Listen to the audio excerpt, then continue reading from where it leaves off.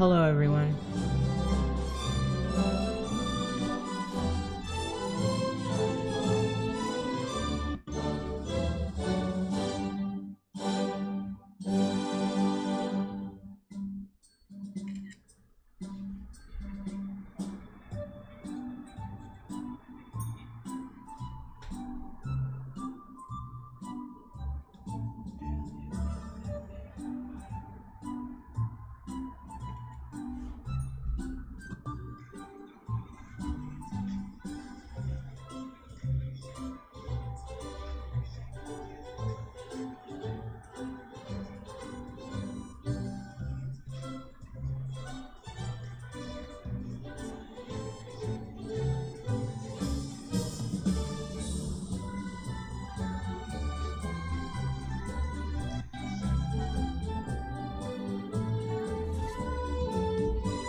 Hi, beautiful people. How's it going? I hope everybody's doing well. So, I have some explaining to do. First of all, where the fuck have I been, right?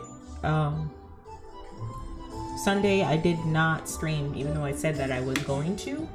There's a reason for that. I had, been going through it a lot this past weekend. Hello James, how are you? And I was having really bad foot pains on Saturday to the point where my foot was burning. So I had to more or less make a tough decision about whether or not I was gonna go on stream. And by tough, I mean it wasn't like super duper tough, but it was still very just like do I want to go on stream? Do I not want to go? But I was kind of going through it last week, mostly because let me change the scene up. Let me change the scene. Okay. Let me know if the instrumental is too loud. I can turn that down. Yeah, I'll turn that down a little bit. Okay, so I was going through it last week because my feet were burning. I didn't know why. I was experiencing a really bad injury on Saturday. And I started applying to jobs, like seriously, like, you know, where I like bulk apply to like hundreds of jobs in one sitting. And I made it to 50, which isn't as good as I normally am. But I realized that I just needed to take a break. Like, I was just not feeling well. I'm probably gonna go to a foot doctor sometime in July to see what's going on with my feet. And right now my partner, he works at a office that specializes in feet, so he set me up with one of the best doctors he claims to know over there. And basically they gave me like a set of exercises I can do to ice my feet so that they can get better. And so that's what I've been doing so far this week, and I've just been like taking weight off of my feet. I haven't been walking around as much, I haven't been running as much, I haven't been exercising, which is really hurtful, like, to me, because that's like the one thing I pride myself in doing, is being active. And over the past few years I haven't been as active as I want to, mostly because I don't have access to a gym. And by access I mean I haven't had a gym close by where I can walk. Once again, I don't have a car, so so I couldn't like drive to a gym if I want to. Hi Marley. Hey, what a cute name. Hello. So I couldn't go to a gym if I wanted to because I don't really have a car like that. So I was really struggling to figure out, okay, like, how am I gonna like exercise? So I would exercise from home, but every time I would exercise from home, my like something would happen. It would be like a digestive issue. We fixed a digestive issue. We fixed it. We fixed a digestive issue. It would be a yeah, Marley. Gotta do walks near my park trails to exercise. Yeah, I can't even walk that much anymore, unfortunately. It's like really, really rough out here in these streets. Like, I'm having a really hard time right now. I can't really walk because my feet hurt so bad. And I think it's because I've overused my feet. So I was explaining that over the past couple years, I haven't been able to work out the way I want to because I don't have access to a gym, because I don't have a car to get to a gym. And, you know, me working out at home, my body, like, something always just kind of happens over like the 3 to 6 month mark. The first concern was my like digestive issues and chest pains. Fixed it, figured out what the problem was able to move on. The second issue was my feet and walking. I used to walk a ton. Like, I'm talking like 30 to 40 minutes on an incline and then another hour regularly to get my steps in at like a speed of 3. And I overused my foot, and I realized that I have high arches. So I can't do stuff like that. I can't just like walk. And I also just can't walk on any type of shoe either. Like, I have to make sure I have special shoes. I got like these ugly, like Kuru type of nurse looking shoes. It's bad. And so I was trying to work through that foot injury, but it's been hard, and I've been dealing with it for the past like year and a half or so. And so my partner is like, okay, we're gonna get you to a foot doctor. I'm gonna talk to the doctor I work with. They gave me a set of exercises to do. And so I've just been rolling my feet on like an ice water bottle, like a water bottle that's been frozen. And I just roll my feet on it and I do some stretches. So I gotta do that today. I might do it while I'm on stream because it doesn't take too long to do it. It's not too hard. It makes noise. So if it makes too much noise, I might just do it on stream, but I don't know. But it's like, it's been hard. I miss exercising so much. I do. I miss it a lot. And I'm not able to move like I used to. And I was finally getting into the groove of doing like cardio and getting my steps in at least. Like, I saw significant progress, and I saw like the way I've wanted my body to look for years. But I think what the real issue is, when I boil it down, the real problem is my diet. I have a really shitty diet. Like, really, like, it is shitty. It is awful. It's terrible, okay? I have to work on my diet. There was... Let me,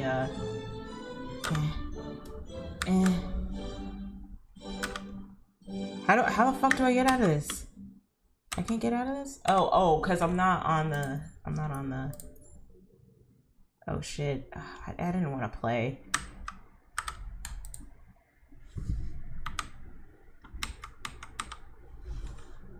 Damn it. Oh, okay. That's how I get out of it. Okay. Woo. All right. Well, now, okay. Y'all, we're not playing Infinity Nikki yet. I have shit to tell you guys. Okay, so we're just gonna go to escape. Can we go to escape? Okay, good. All right, and then we're gonna go here. We're gonna move that here. All right, cool. So on YouTube, there was a surgeon, a back surgeon. Quick segue. Back surgeon. I think his name is Doobie. Oh no, Omni, don't disappear. I love Omni. But it was this Asian back surgeon, and he was talking about the truth and the reality of the medical industry. And just a full warning, I'm not gonna give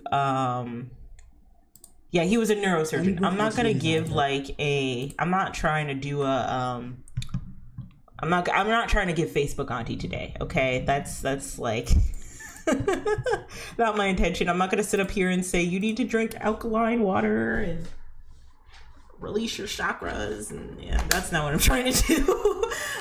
But this video here kind of, hold on, let me change the scene. I need you guys to see. Okay, so this video here explained and confirmed a lot about how I've been perceiving the medical industry and just about health in general and Western American health. And I mean, I don't really want to review it. I don't want to review it because I don't know if people can hear this guy talk about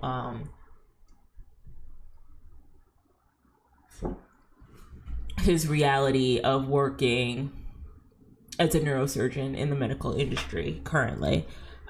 So if you guys want me to do a review on this, I can, but I was watching this video and this surgeon quit his job because he realized that the medical industry was a joke, even though he does like excellent surgeries.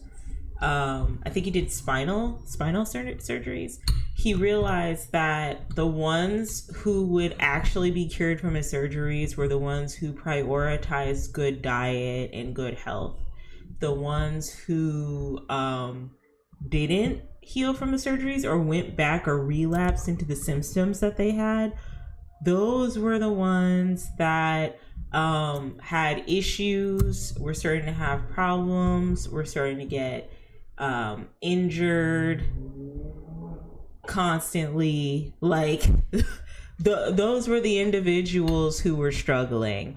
And he boiled it down to the food that we're eating, that if we don't prioritize a healthy diet and exercise, then you're going to be screwed in the long run. Your health is going to be screwed. You're going to be struggling. And so my diet is really, really trash. And I think it's one of the reasons why I can't exercise the way I used to and why I'm having a lot of inflammation, especially in my feet. And so I think after the 15th, of July, I'm probably going to prioritize like a really healthy, like low inflammatory diet. I'm also not going to be able to like eat the way I used to for a while until I find another job. So, but I strongly encourage people to watch this video. It's pretty informative. And honestly, no Facebook auntie, right? Like, I'm not an anti-vaxxer either. However you stand on unvaccinations, I think that you should vaccinate yourself, like, but I do feel like the medical industry is in the business of keeping us sick so that they can get us to buy more of their prescriptions. And because it's a business first, you know what I mean? And so they're not going to really cure the problem, because curing the problem would probably be like prioritize a good diet, eat healthy, drink your water, all of that. They're probably just going to give you medicine to heal the symptoms. And that's not good. That's not good at all. So yeah, I'm going to have to make some really big changes in my life. And mostly because I used to not like stay dedicated to a diet. I remember one time I was on this diet where I was like counting my macros and all of that, and I didn't have a food scale, so that might have been a really big issue. But I was like eating 4 to 5 meals a day, but I was still like incredibly bloated and I didn't know what was going on, and I was working out and I was always tired. But I think I know how to navigate that now so that I can prevent that from happening. I got a food scale, actually got 2. So yeah, there's probably going to be some big changes. I just got to stay away from sugar, complex carbs, bad carbs, and up my fiber a lot more, which is another thing. You guys should be eating more fiber, because colon cancer isn't a joke, y'all. Like, more and more young people are dying from that. So just make sure you're eating your fiber and you're pooping every day. That's important. But yeah, I strongly encourage people to watch the video by Gooby and Doobie. It's really good. It's very informative. And I mean, I'm not like the fittest person out there, but if I could give some health advice, if someone were to give me any health advice, I think the advice would be to not focus so much on aesthetics as much as you should just focus on how you feel first. Like, aesthetics is nice and looking hot and attractive and having like a really nice body. Looking like the next contestant in Love Island might be great, but at the end of the day, like, half of those people who look that nice probably are doing like some really effed up things in order to stay healthy. Or are probably getting all types of cosmetic surgeries and not being honest about it.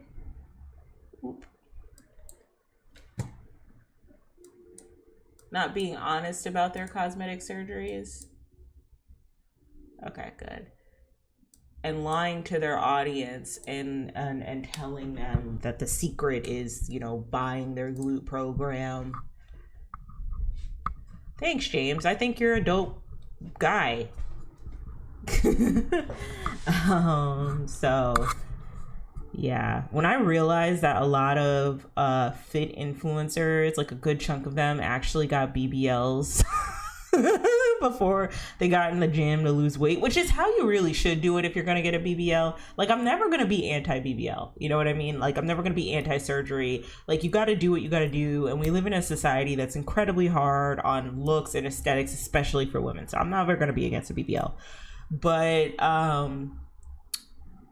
I just find it funny that fitness influencers, the women fitness influencers, will go and get these cosmetic surgeries to alter their body in a way that isn't like a part of their genetics, right?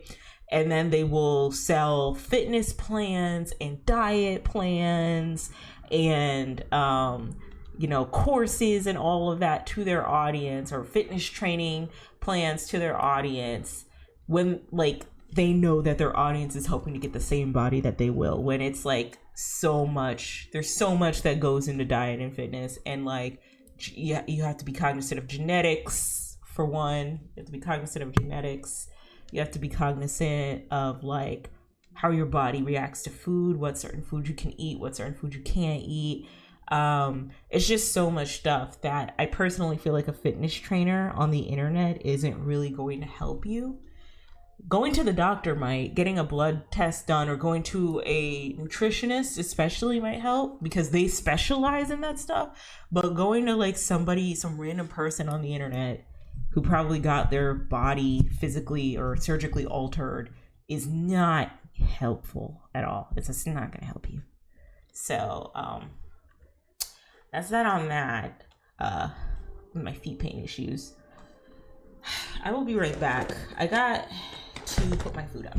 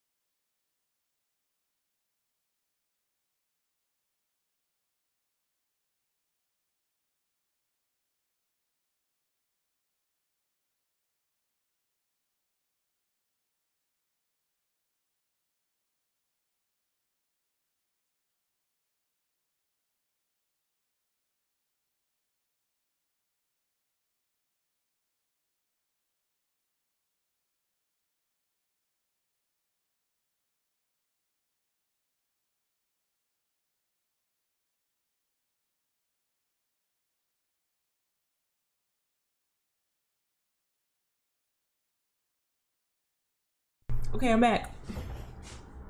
Let me turn on my camera. Turn on my camera. My camera. Yeah, so when it comes to diet, you should really prioritize health over aesthetics, because you can surgically modify your body to look a certain way in order to obtain certain aesthetics. And there are even people who do genetically modify their body and they still don't look good. Or like they don't eat good, they don't eat healthy, they lose their aesthetics or the way their body looks in like less than a year, because they don't know how to take care of their body, because they don't have the tools to be healthy. So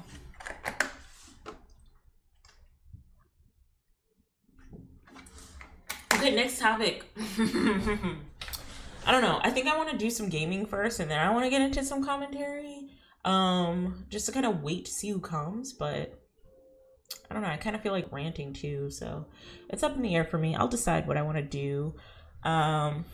Maybe I'll rant while gaming if I'm that much of an expert. Last time I played this game, I'm doing clothing battles, guys. I'm doing clothing battles in Infinity Nikki. It's a big deal. It's intense. It's intense, okay? Like,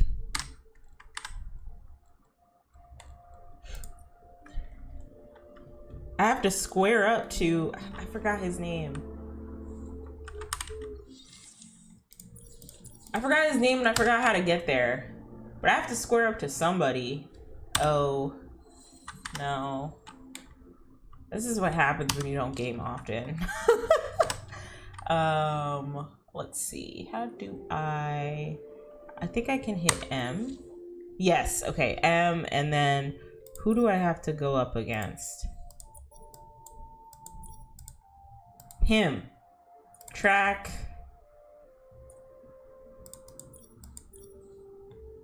Yeah, I failed. Best record. Stylists are on the lookout. So I have to defeat the big boss style guy. So I have to actually grind and probably get stars and create outfits while I do that, but I'm not happy about it.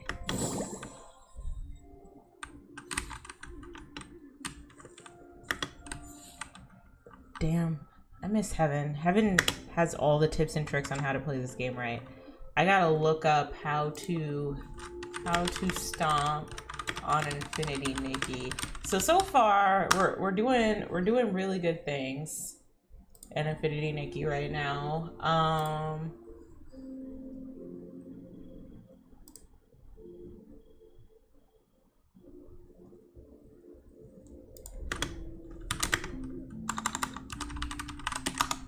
I have to defeat the head of the clothing gang. So I gotta do that, and I also have to figure out or remember how I used to stomp. I have to remember how to stomp on Infinity Nikki, because I want to break this pumpkin, but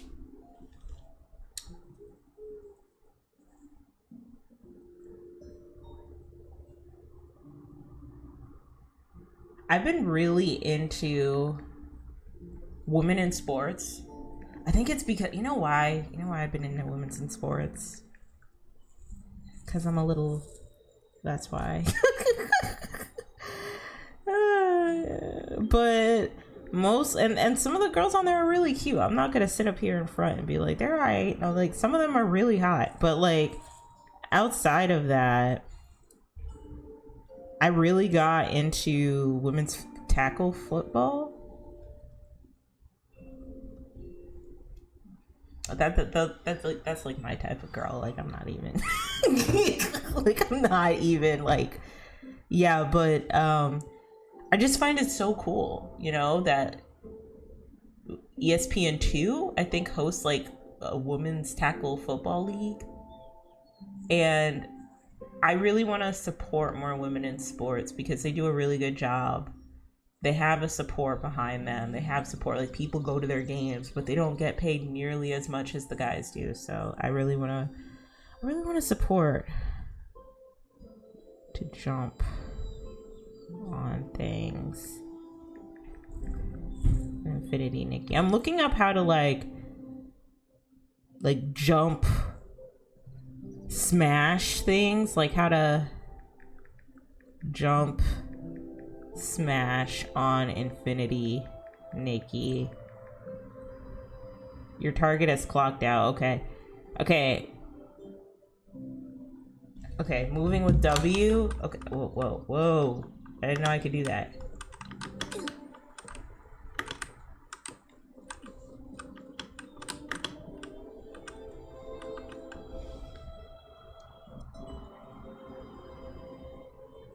Okay, there's a tutorial. Sorry, I'm trying to figure out how to break things in Infinity Nikki.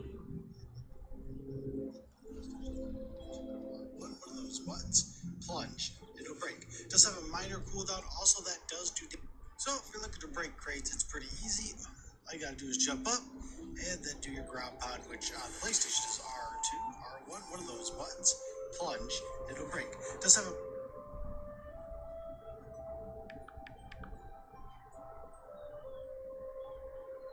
Yeah, but I want to support more women's sports. Jump and Q. Okay, all right. That took a minute. Whoo. Okay. Yeah, that's what I've been trying to do. Okay. Yeah, but I have battles. I have battles. I have to battle the main boss of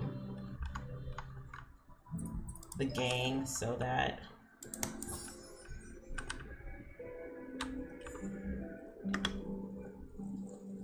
I don't know, the town will be saved, but I'm bored. I wanna leave this town. I wanna go someplace else. And I probably want to play a new game. I kind of want to play Cult of the Lamb a little bit. I want to play that game. That game's cute. Can I brush this thing? Is this a new animal? I've never seen this sheep in my life. It is adorable. I'm gonna bug it. I'm gonna groom it. Come over here, sheep. Yeah, you like that? Yeah. Good little sheep boy. All right, all right. Okay. Okay, so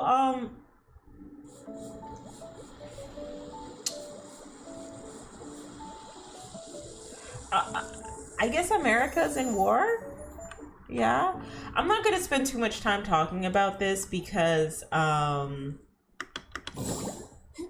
don't really like to talk about politics on my stream. It has nothing to do with like the lukewarm diet libertarian bullshit that a lot of people be on, or I call them diet Republicans. Every time I see a libertarian, I'm like, you're probably a diet Republican. Like, you can just say that because, you know, they're like, you know, I don't want my politics in everything, and you know, I think both sides are wrong, and both sides to an extent are right, but it's like them.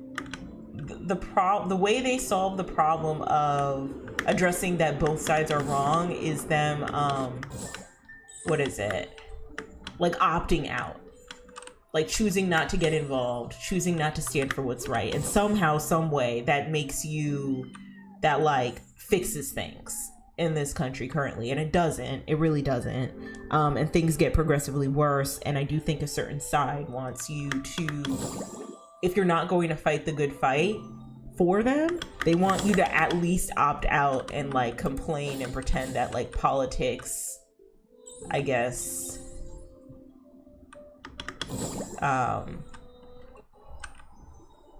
like doesn't exist, and that like, you know, things don't have to be so political all the time, and woke culture and all that, you know what I mean?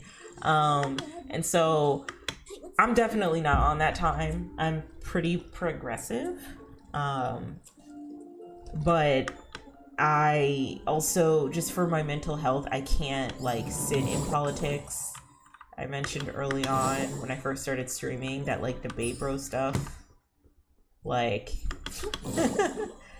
I don't want this channel to kind of be aligned with that, and I think that there are people who are more than qualified to talk about politics, who actually study this stuff, went to school, to college, got their masters in this stuff, that can have a very like expert, like nuanced opinion on these things. And I mean, I could probably make a video essay, but like this space here for me right now is just me kind of enjoying my time and playing video games, you know what I mean? Now here's the thing. Here's the thing, okay? I don't know if Kamala was president that starlight scattered of the sea of stars often appears throughout Mirrorland by investigating areas and phenomena. Current starlight. So I don't know if Kamala was president that we would have another war. I don't know. I'm of the personal belief that right now, with the way America's going, like, all sides are bad and all sides kind of work in tandem with each other. Like, they work together, right? Like, both the Democrats and the Republicans work together. That's why a lot of leftists kind of like separate themselves from like the Democratic Party and they call themselves like a completely different thing. That's why a lot of leftists kind of align, like the politicians that they lean towards are like Bernie Sanders and AOC, because they seem to be the only ones that understand that being like a centrist, like having this very centrist democratic mindset, isn't going to combat the blatant fascism that's on the left or on the right. So with that in mind, it seems like we're at this spot politically where each time Nikki reaches a celestial map, her journey of discovering expands, revealing even more of Charlotte Gray. Okay, cool. View the journey discovery routes on the map. Okay. We're gonna get back to the topic. Sorry, I gotta... Okay, that's a discovery route, so I'll just follow that. Cool. Okay, so, oh, I got a little ghost image that'll tell me where to go with an arrow in the shape of, like, blingies. Okay, cool. Bet. Alright, so it feels like, politically, we got one side that is doing blatant fascism with their whole chest. Like, they no fucks given. They're just like, this is fascism, bitch. Like, here we are, right? And the other side is just not trying to fight at all. And I think the other side, which is like the Democrats, I believe that the reason why they're not trying to fight is because some of the stuff that Republicans are doing, they're kind of here for. They just don't like the way that they're going about it. Like, Democrats were the ones who put us in that war with Israel and Palestine that we had no business being in. Mind you, Democrats will 100% be aligned with capitalism. No matter how bad, no matter how toxic it'll be, like they will align with capitalism if it benefits and fattens their pockets. And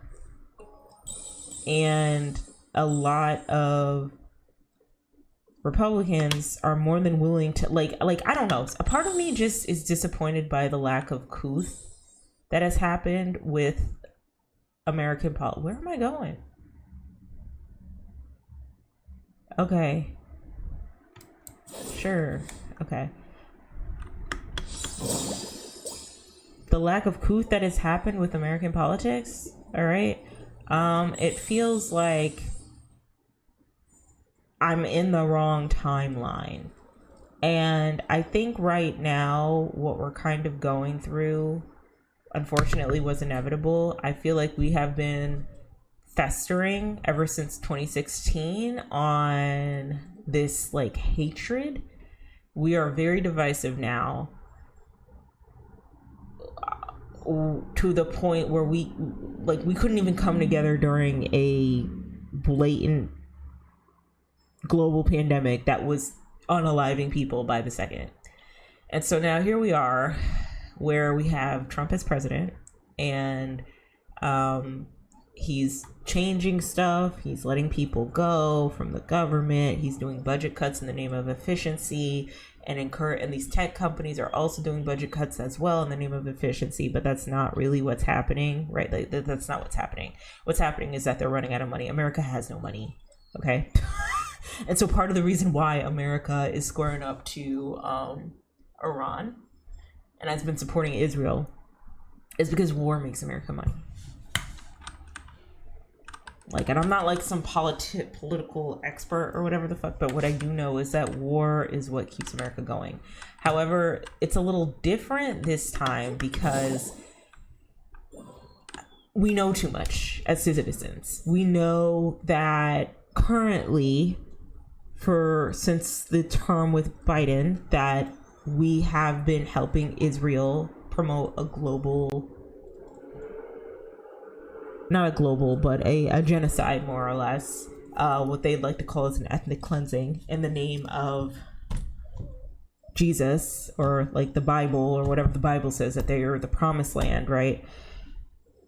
And that's not okay. That wasn't okay at all. And we saw how much pushback American citizens put against the war on Palestine, because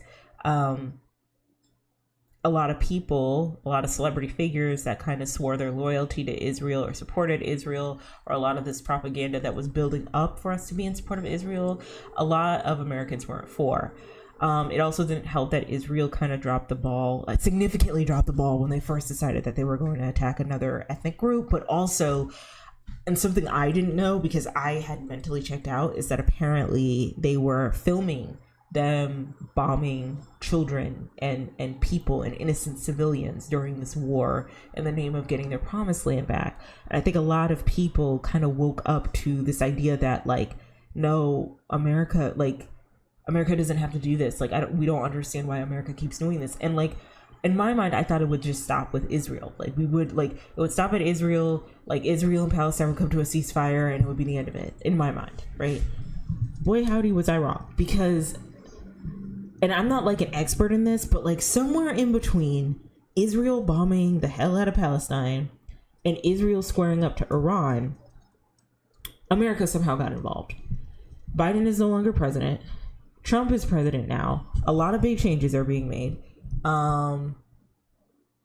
Musk is Trump's right-hand man, and he has this new facet in the White House called Doge, and he's cutting things off in the name of efficiency, but really they're just cutting things off because there's like not a lot of money, and like a lot of tech people are trying to cover their own ass. A lot of billionaires are trying to cover their own ass. So like, if it means to cut the funds of things that we need in order for the American government or country to like function, like they're gonna do that, right? But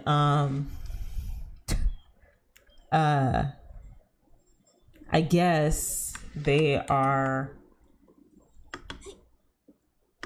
like, you know, one of the big things that Trump, I guess, promised was that if he was in office, he wouldn't put us in a war. He wouldn't put us in a war if we were in office, right? Like, that was the thing that he promised us, like we wouldn't go to war. And then he puts bombs over, ooh, bike. Okay, hold down W to speed up, release it, coast, hold down S to brake. Okay, cool, WS. I guess, AD to steer, okay. So we sorted it out, got it. I guess, this is cute. Look at me riding my bike. Hey, Cole, how's it going? I hope you're doing well today.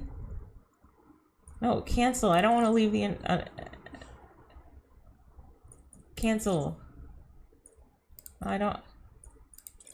Okay. Wait, whoa, what happened?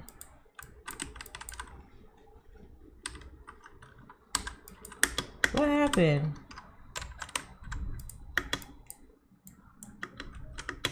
Caps lock. Okay, so why can't I move? Is everything okay? Damn it. I can't move an Infinity Nikki. Hold on. I can't, okay, not only can I not move, I can't see my mouse at all. Hold on. Okay, there we go. What the? Hold on.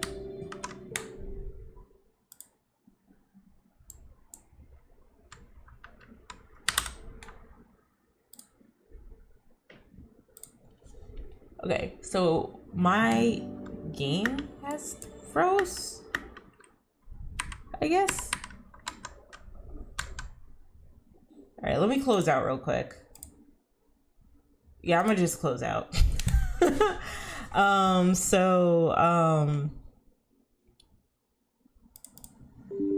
Yeah, so anyway, politics. Trump got in the office with the promise that he would not start a war, and he would take us out of war or something like that, right? And that hasn't happened. He's done the exact opposite. It seems like every time he comes into office, he makes things worse one way or another. And I like the points where he can redeem himself. Like, for example, during the pandemic, he really could have just said, hey, y'all, let's wear a mask. Let's lock in, wear a mask, and it'll be good. And, like, he could have probably gotten a second term. But instead, he was like, no, don't wear a mask. It's all a hoax. And so now America's like, yeah, COVID doesn't exist, even though it did. And then you got a bunch of conspiracy theorists. And I think now at this term, he's like, there was a promise that we would get out of Palestine. Like, that was the promise, that we would get out of it, that we would not be affected by the war in Palestine, right? Like, or the war on Israel, right? And somehow we're back in it. We're not only in the war with Israel, but we're also like helping them fight this war. And now we're in another war with Iran. And I think now, because people just know too much, and you know, we have access to social media and like the way the other world views us and all of that, I think that people are probably going to be more and more adamant about not wanting to fight this war, or not wanting to be involved in a war that doesn't not wanting to be in a war that doesn't like benefit anybody but like super wealthy people. And so yeah, my whole take about it is, since I've heard that Trump has bombed a few nuclear sites, I've been trying to keep my mind at ease. You know, TikTok doesn't help, because you got the fear mongers who are like, there's a nuclear weapon in America and Iran is gonna bomb us, and that might not be true. You know, that's not true. I pray that's not true. But I think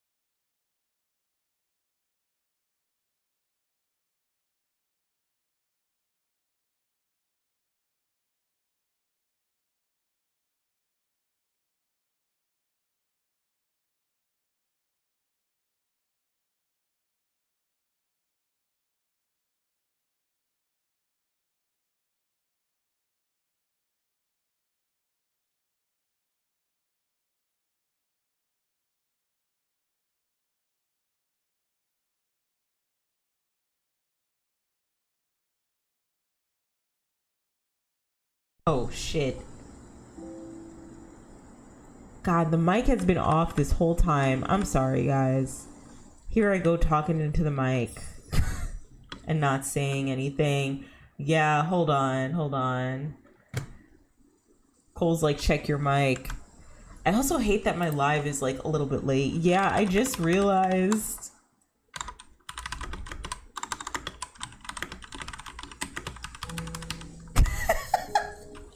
Okay, so like basically what I was saying is that America's in their flop era, and like Trump had promised that we wouldn't get into war, and we are in war, and we're getting like a lot smarter now with how these things happen. Like, we just know too much about our country and how it operates, that like if we were to go to war with Israel, a lot of us know that like we don't want to do it. Like, we don't want to do it. A lot of people are divided.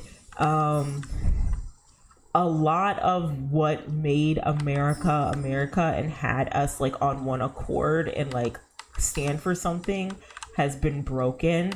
I mentioned how there was a professor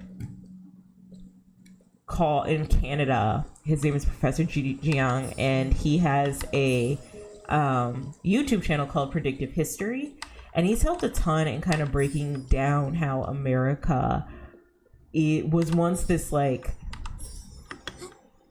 global, like how it pushed itself up and propped itself up to be a global superpower, and how that will inevitably be their demise. And honestly, with all the war that's happening and all the turmoil and chaos that's happening in America right now, I just gotta be real with y'all. Like, with all due respect, America is flopping. Like, we're flopping. And you know what? As someone who's learned time and time again that, like, this country doesn't fuck with people like me, people that look like me, even though, like, minorities are what built the backs of this country. Like, literally, like, I'm probably of ancestors who worked on plantations that helped unmelanated folks build their wealth. Like, I don't care. I really don't care. I could give two shits, you know. And I'm very scared about this war that's gonna happen. I don't know why we are in war, but I feel like watching like very, you know, neutral historians kind of talk about like the predictions of what this war will look like, of what Iran will do, of what America will do, of what Israel's trying to do, and what their intentions are. It kind of grounds me a lot. Something that did come up when I was watching Predictive History, Professor Zhang said that Trump is going to fight and scratch to get a third term. And the reason is because he knows that if he doesn't get a third term and he gets out of office, that he will probably go to jail.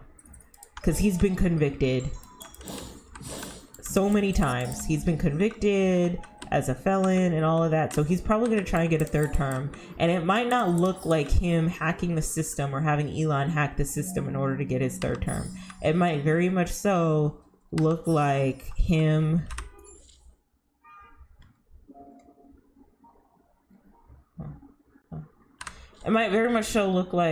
ooh, what are those over there? Those air balloons? It might look like him having his son run for president and then jerry-rigging the system so that he can be president. You know what I mean? Which is unfortunate, but in all honesty, I think this kind of unveiled that America is high-key full of shit. Like, high-key, with all due respect.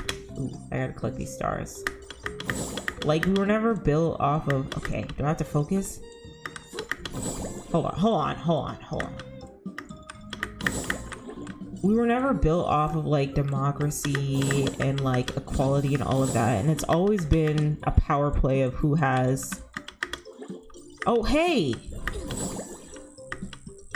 Who has the most money and who has the most resources in order for people to be... In order for, you know, uber wealthy people to kind of get what they want. And I know initially it didn't start off like that. Like in the 50s and 60s, it was like a very equal playing field. Like you can be...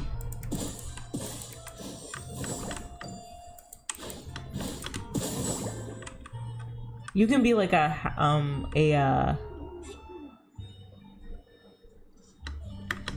you can work a regular factory job and have a wife and kids that you can support with a very good, what's it called? With like a very good,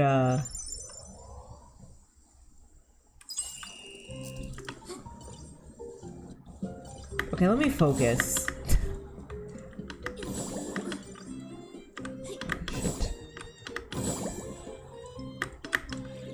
No!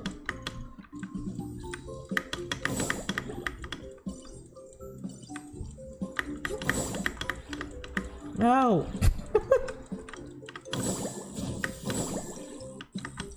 No! damn it. Okay, so you could have like, you can work a job. You could have a simple nuclear family household. You could have like a wife and kids, and your wife could stay at home, and you could take the kids, put kids in a decent enough school, take your kids to college, have 2 vacations a year. Y'all are Gucci. It's not like that anymore. Okay, the wealth gap is getting bigger, you know, and I think a lot of people have woken up to that like there is no longer a middle class, that people are struggling, and I think a lot of people are kind of aware as to how this country is working, and I think it's going to get harder and harder to get people on board to fight a war that does not benefit them at all. That will always have us with the short end of the stick, which is, I think, is pretty all right, because there's no reason for us to be up in this war, right, with Iran and you know, Israel. Like, fuck them, like, low key, like, why are we fighting y'all's war? If you're using our like, you shouldn't be using our weapons, right? But like, why are you guys fighting our war? Like, but war is what, unfortunately, makes money, and that's why we keep getting into it. But like, the gag is that the money that it's gonna make is only gonna fatten the pockets of the uber wealthy. It's not gonna fatten the pockets of everybody else. Not that it should. Like blood money isn't good money, but still, it's just like, yo, America's crumbling. Okay, and us waking up to the fact that no matter who we put in office, and people just being dumb enough to like believe anybody on the internet about, you know, Trump and like conservative propaganda and all of that, like we're all a part of the problem, basically.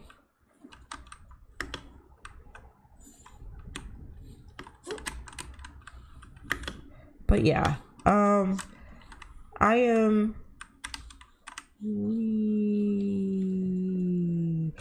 very upset with what's going on. I'm definitely not in support of the war in Iran. I don't know why we're going to war. A lot of us are annoyed, I think, and we don't understand why we have to go to war.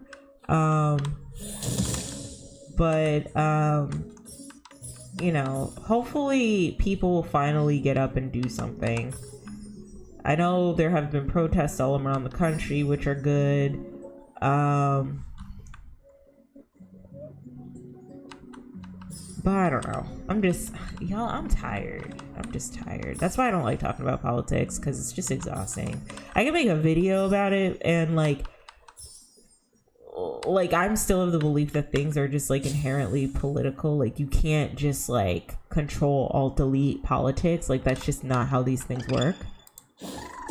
What? Hey, what? Where did that go? Where did it go?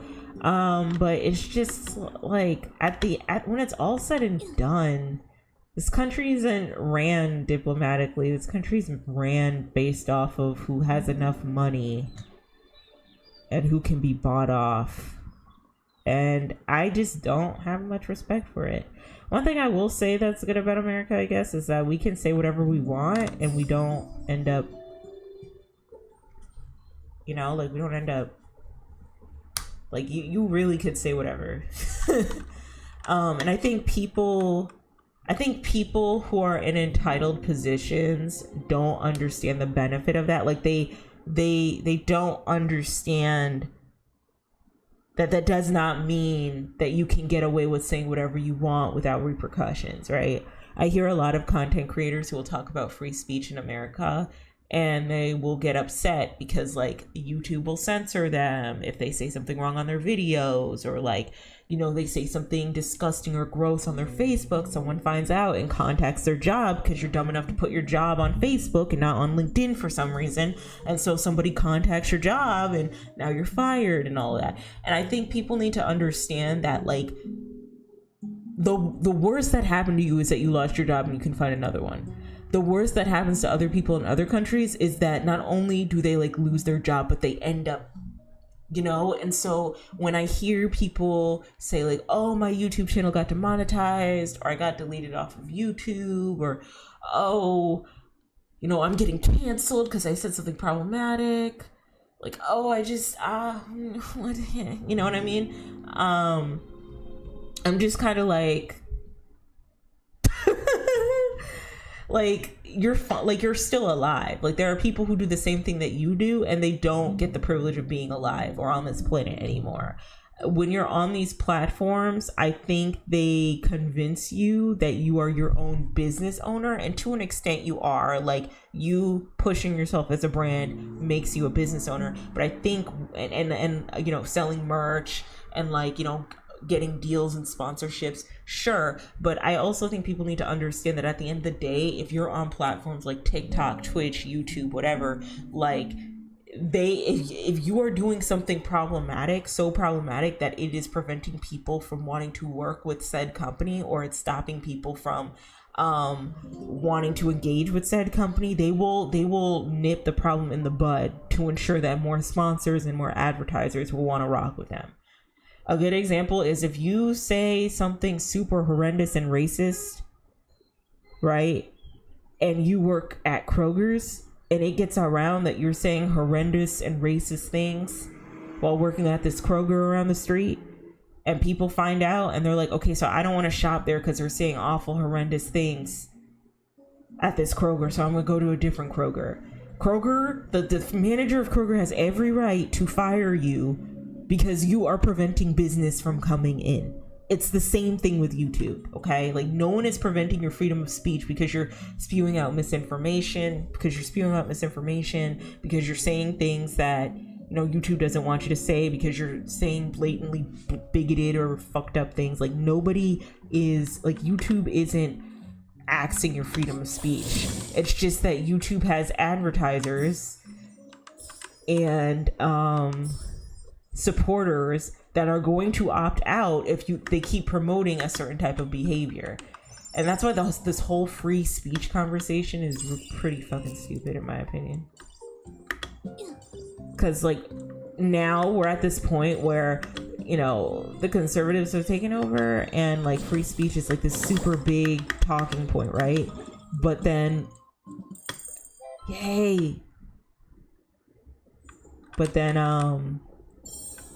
you get, like, people who are horrendously misinformed, who are being able to be in the same platforms as legitimate experts, and that can be harmful. Joe Budden should not be platforming a flat earther.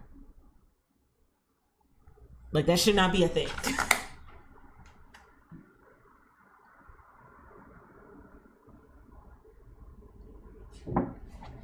But here we are.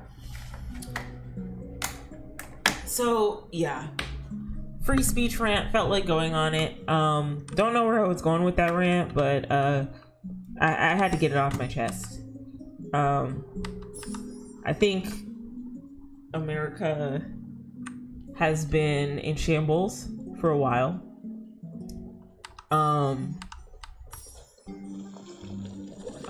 Hey, who are you? Whoa, hey, bitch.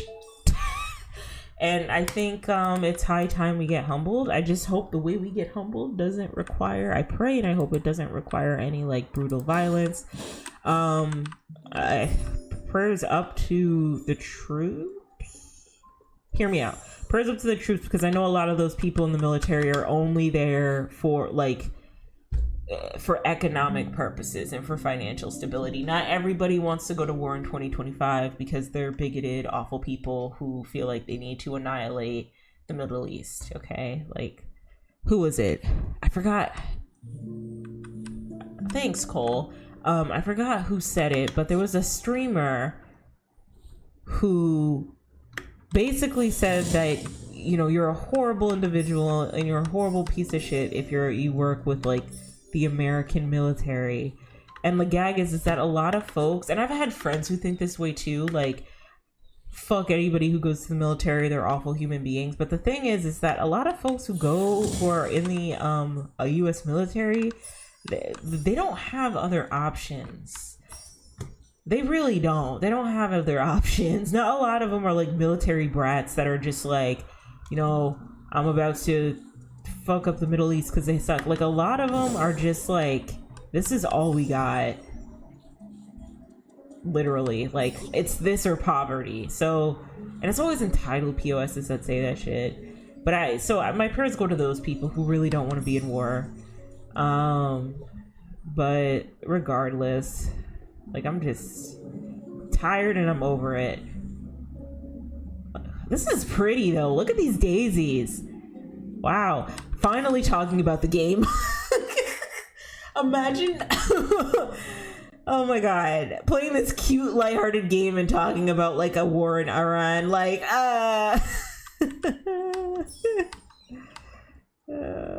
I'm also like worried because people are saying like don't go to big gatherings, and I'm going to the Cowboy Carter tour in a couple weeks, and this is gonna be my first concert, so I don't want, we're gonna put out good vibes that doesn't happen.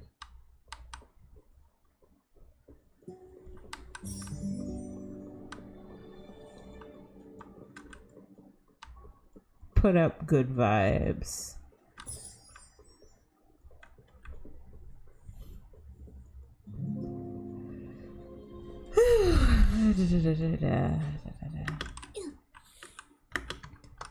I gotta like fight this guy so that I can become a expert stylist.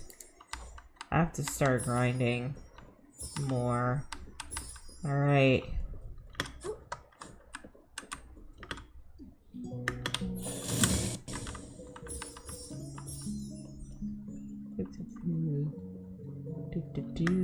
All right, I'm gonna go to this Whimstar again, and hopefully I'll be able to get it. Is it still there?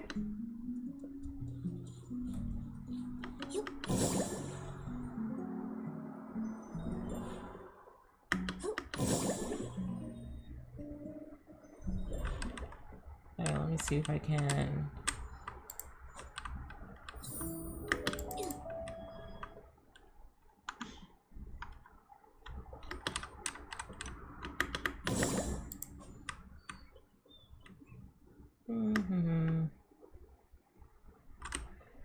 There was a star over here. There it is. Okay. Let's try this again, but let's focus.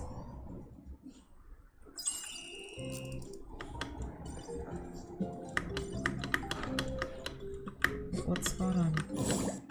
Okay. Okay.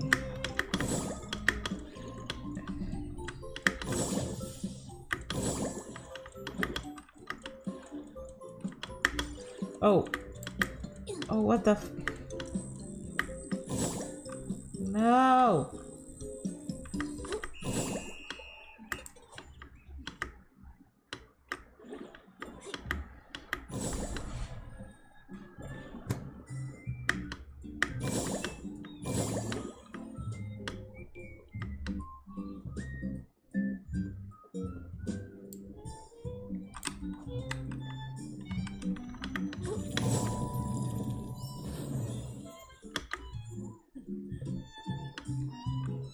Why am I talking to Bill? I'm so done with this. No more feels.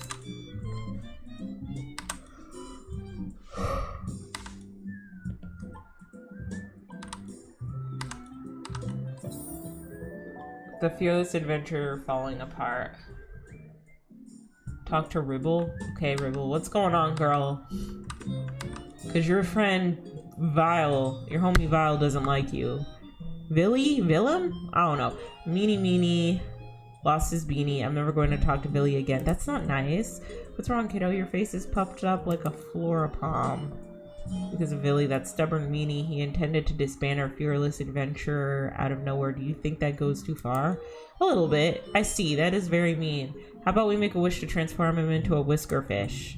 We probably shouldn't do that. Billy isn't good at swimming.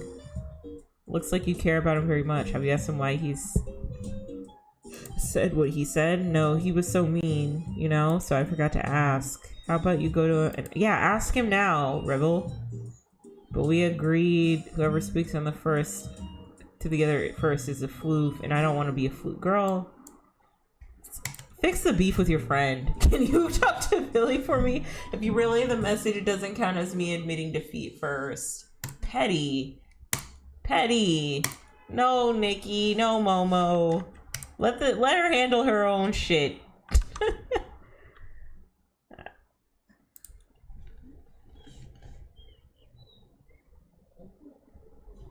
Okay. And look what happens next. She spends all day running after bugs, so now we don't have to explore the ruins anymore. So you're upset because Ribble doesn't play with you guys anymore? Have you told Ribble how you feel? I was going to talk to Ribble on behalf of the other squad members. We want her to forget the bugs and come play with us again. But she said she was not interested in going to the ruins these days. She even asked me to go bug catching with her.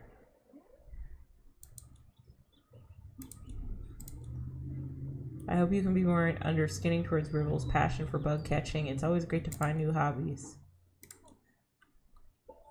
Okay. Okay, well that was a talk. Alright, I'm gonna try the star again. I'm gonna try getting the star again.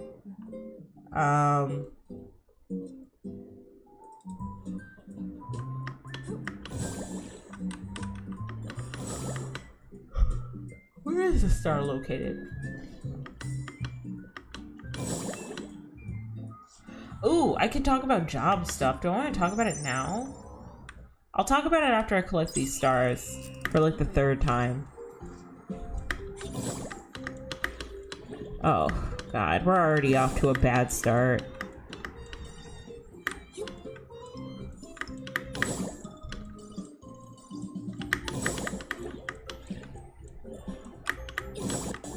Ah, we're off to a bad start.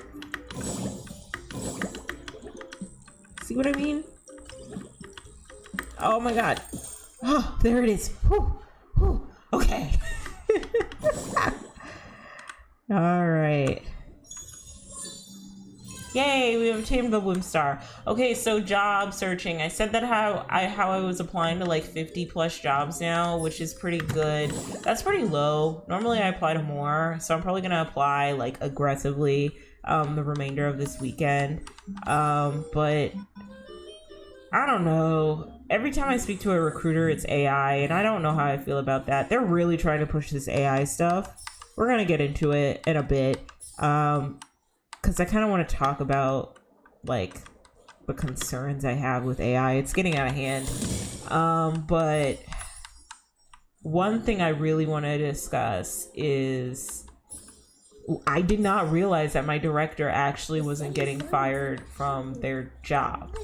I thought everyone, including the director, was going to lose their job, but it really was just the whole entire team.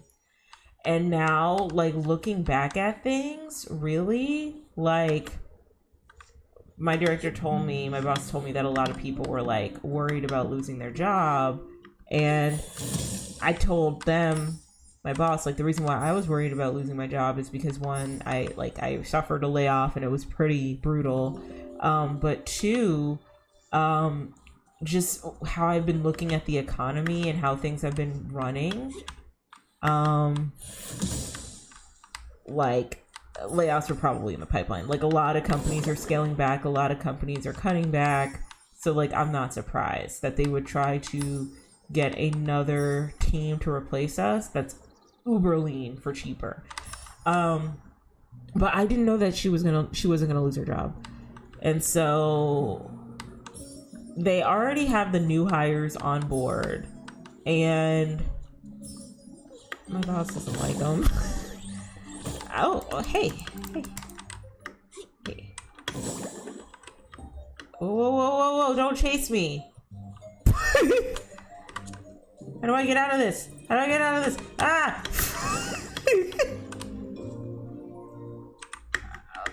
Oh God, is it gonna chase me in the water?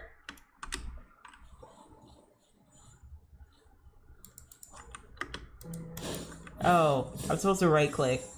Oh, there's a sack. It's over there. You want some of this, sack boy? That's what I thought. Don't want none of this. Okay. So I actually like some of the teammates that are going to be replacing us. I know it's bad. Like, I shouldn't like the people who are going to replace me, but you know, it's best to keep things cordial. Plus, I mean, I've mentioned this before in one of my other streams. I think it was time to go for me. I was getting really stressed out at that job. And the person that's going to replace me, my boss already says that she doesn't like them. she doesn't like her, and I think she's super sweet. I do.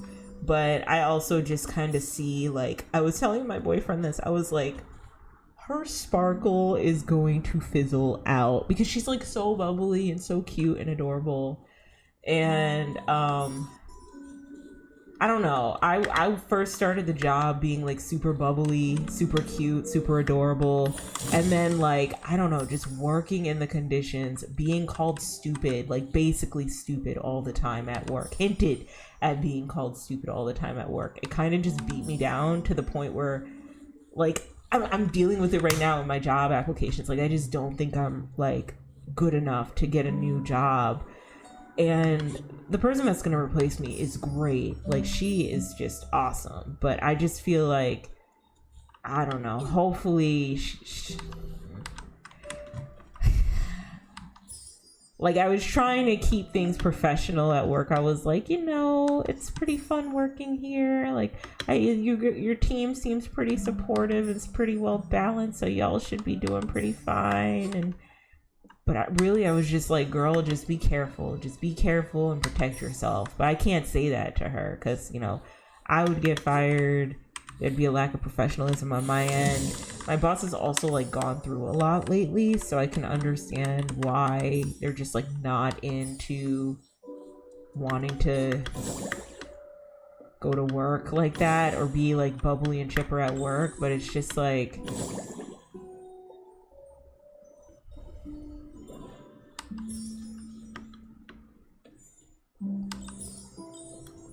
I don't know. I'm just worried for her. Maybe she can stand up for herself. I don't know.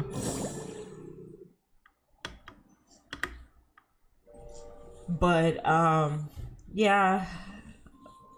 Job hunt is going pretty okay. I got a couple recruiters overseas that are reaching out to me, and that's always nice. So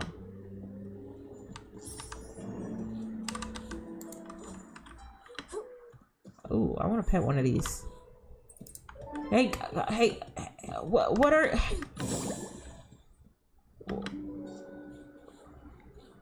What the fuck? Hey! Horses! Horses! Horse... Oh, hey! Don't run away from me! Don't run! Don't run! Don't run! I need to pet you! We just have horses now? No. No. Come back. I wonder how I run in this game.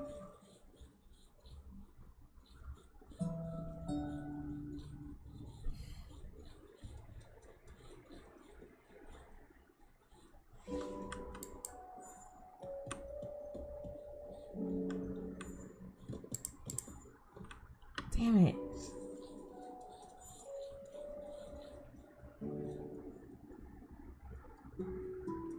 No, they disappeared. My horses. I'm so hurt. Now what do I do?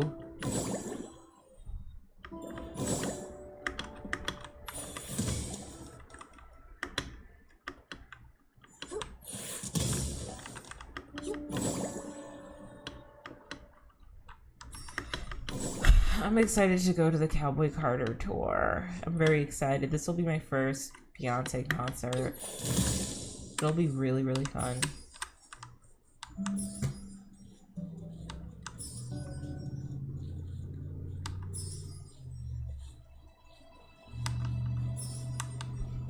But I'm gonna keep my head on a swivel because I really don't want to go into like public settings. I don't know. There's just like a lot of civil unrest lately.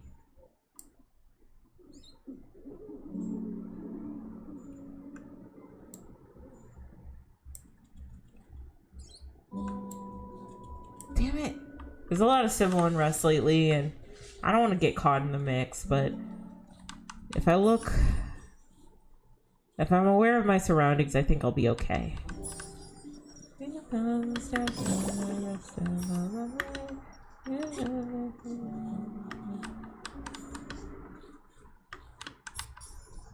I don't know, Beyonce is such an interesting, nuanced figure in pop culture because people like,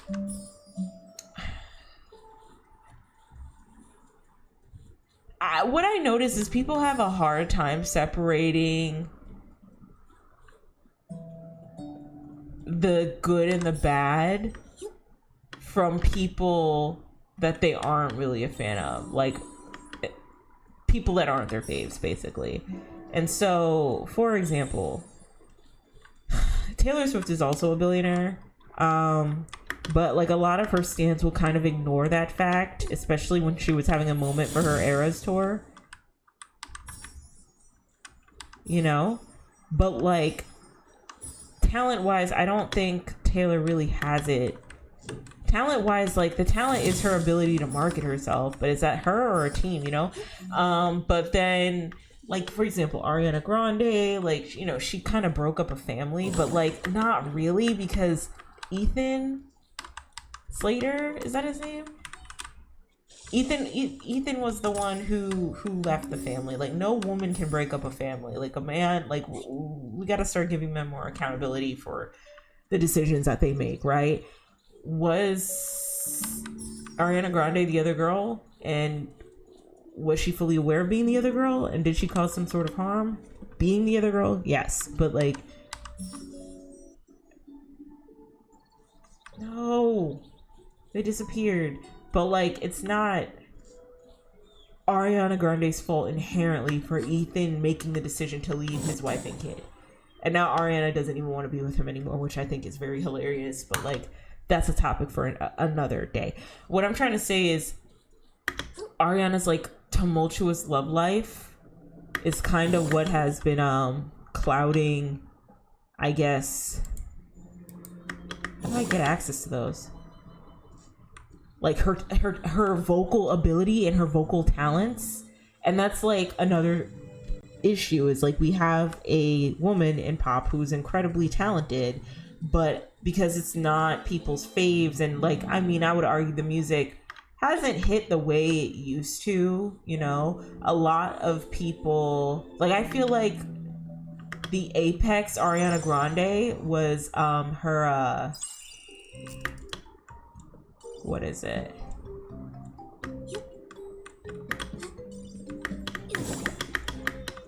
Was her Seven Rings era and Sweetener era, when she did like that dual album situation.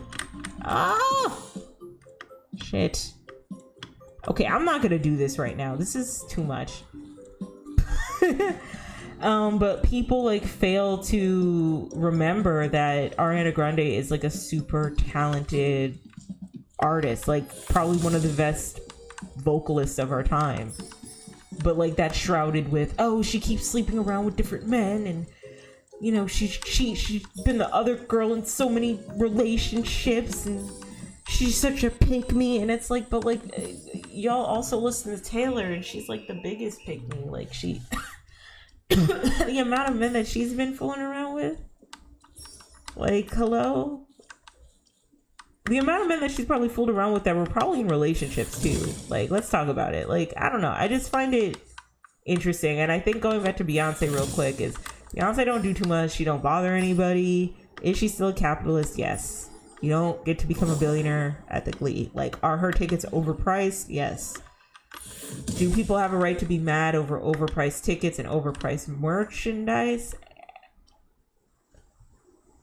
Absolutely.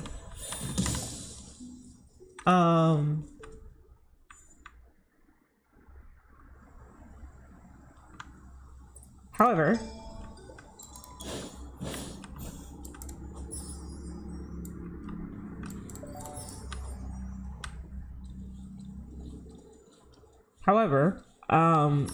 she's also incredibly talented. She's a really good artist. Basically the embodiment of what good art is. And we can't like take that away from her, no matter how much we try to. Like, you'll never be able to. And I think that's part of the reason why she just gets like hate for doing a lot of the things that, like, you know, other celebrities been doing. You know what I mean?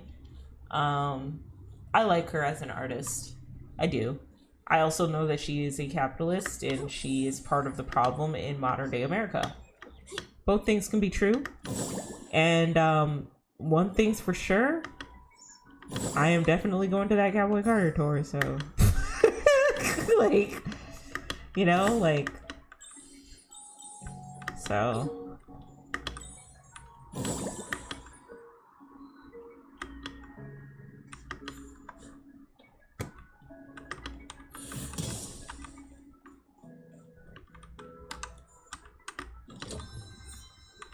I wish Michael Jackson was still alive. I wish he was still alive. He would be wreaking havoc on social media. He would just be a mess. We'd probably get like he'd probably be on the Renaissance album with Beyonce. Or like on some sort of song with Beyonce. It would be so cute. I don't want to read that.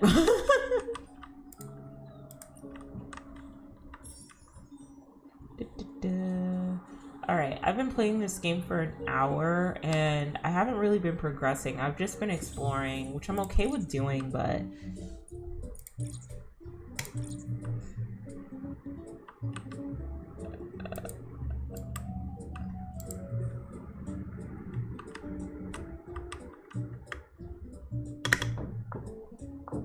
oh, it's like a little ping pong game. It's like foosball. Okay. I want to try again. Yeah. Okay, let's try. What?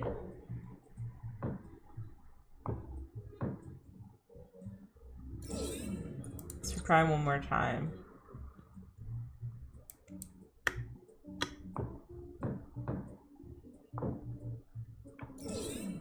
Okay. This is gonna be the one last time.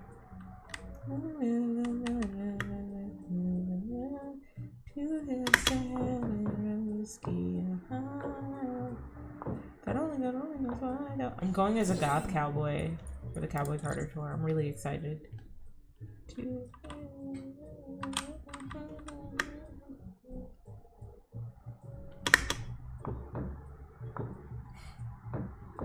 Hey, hey, let's go. Lock in, lock in.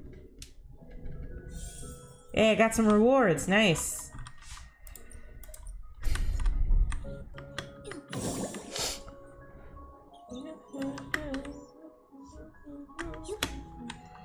I think my friend, she's gonna go as like a white goth cowboy, so we're both gonna be goth cowboys on the opposite end of the spectrum.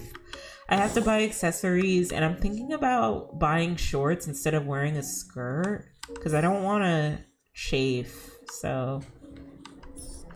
I also have to stretch out my hips, because I'm going to be dancing and singing, and then I want a little Carter fan.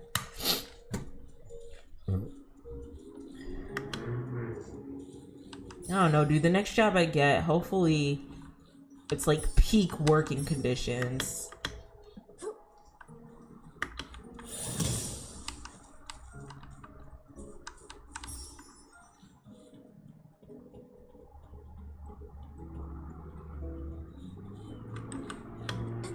What's in this? Oh. Come here, bitch. Don't run away from me. Monkey butt powder? Sure. That what is that name though? Cole said she uses monkey butt powder back in the day so her thighs wouldn't chafe. Monkey butt powder? That's like such an interesting name for a powder. What? I'm gonna have to try that, sure. But I'm probably gonna have a really good time. I'm gonna be standing the whole time though. So I gotta make sure my feet are in tip-top shape, because I know I'm going through this foot injury.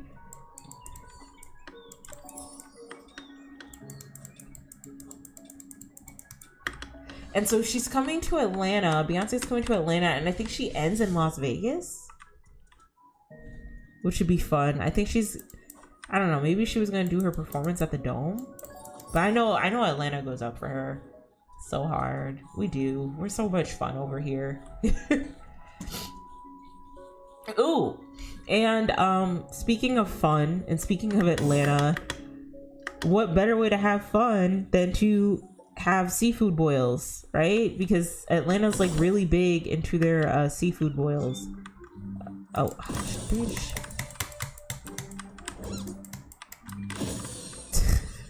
So I think I'll pause the game here and then I'm going to talk about like random topics. Because this actually inspired me to make a seafood boil this weekend. So. How do I get up here?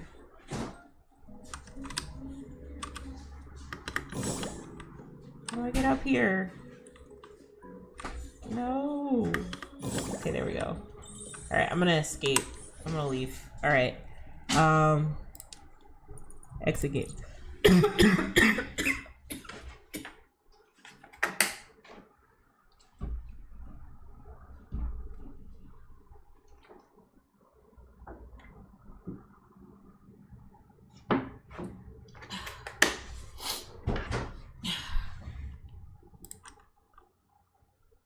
Alright, so I'm gonna start talking about seafood boils.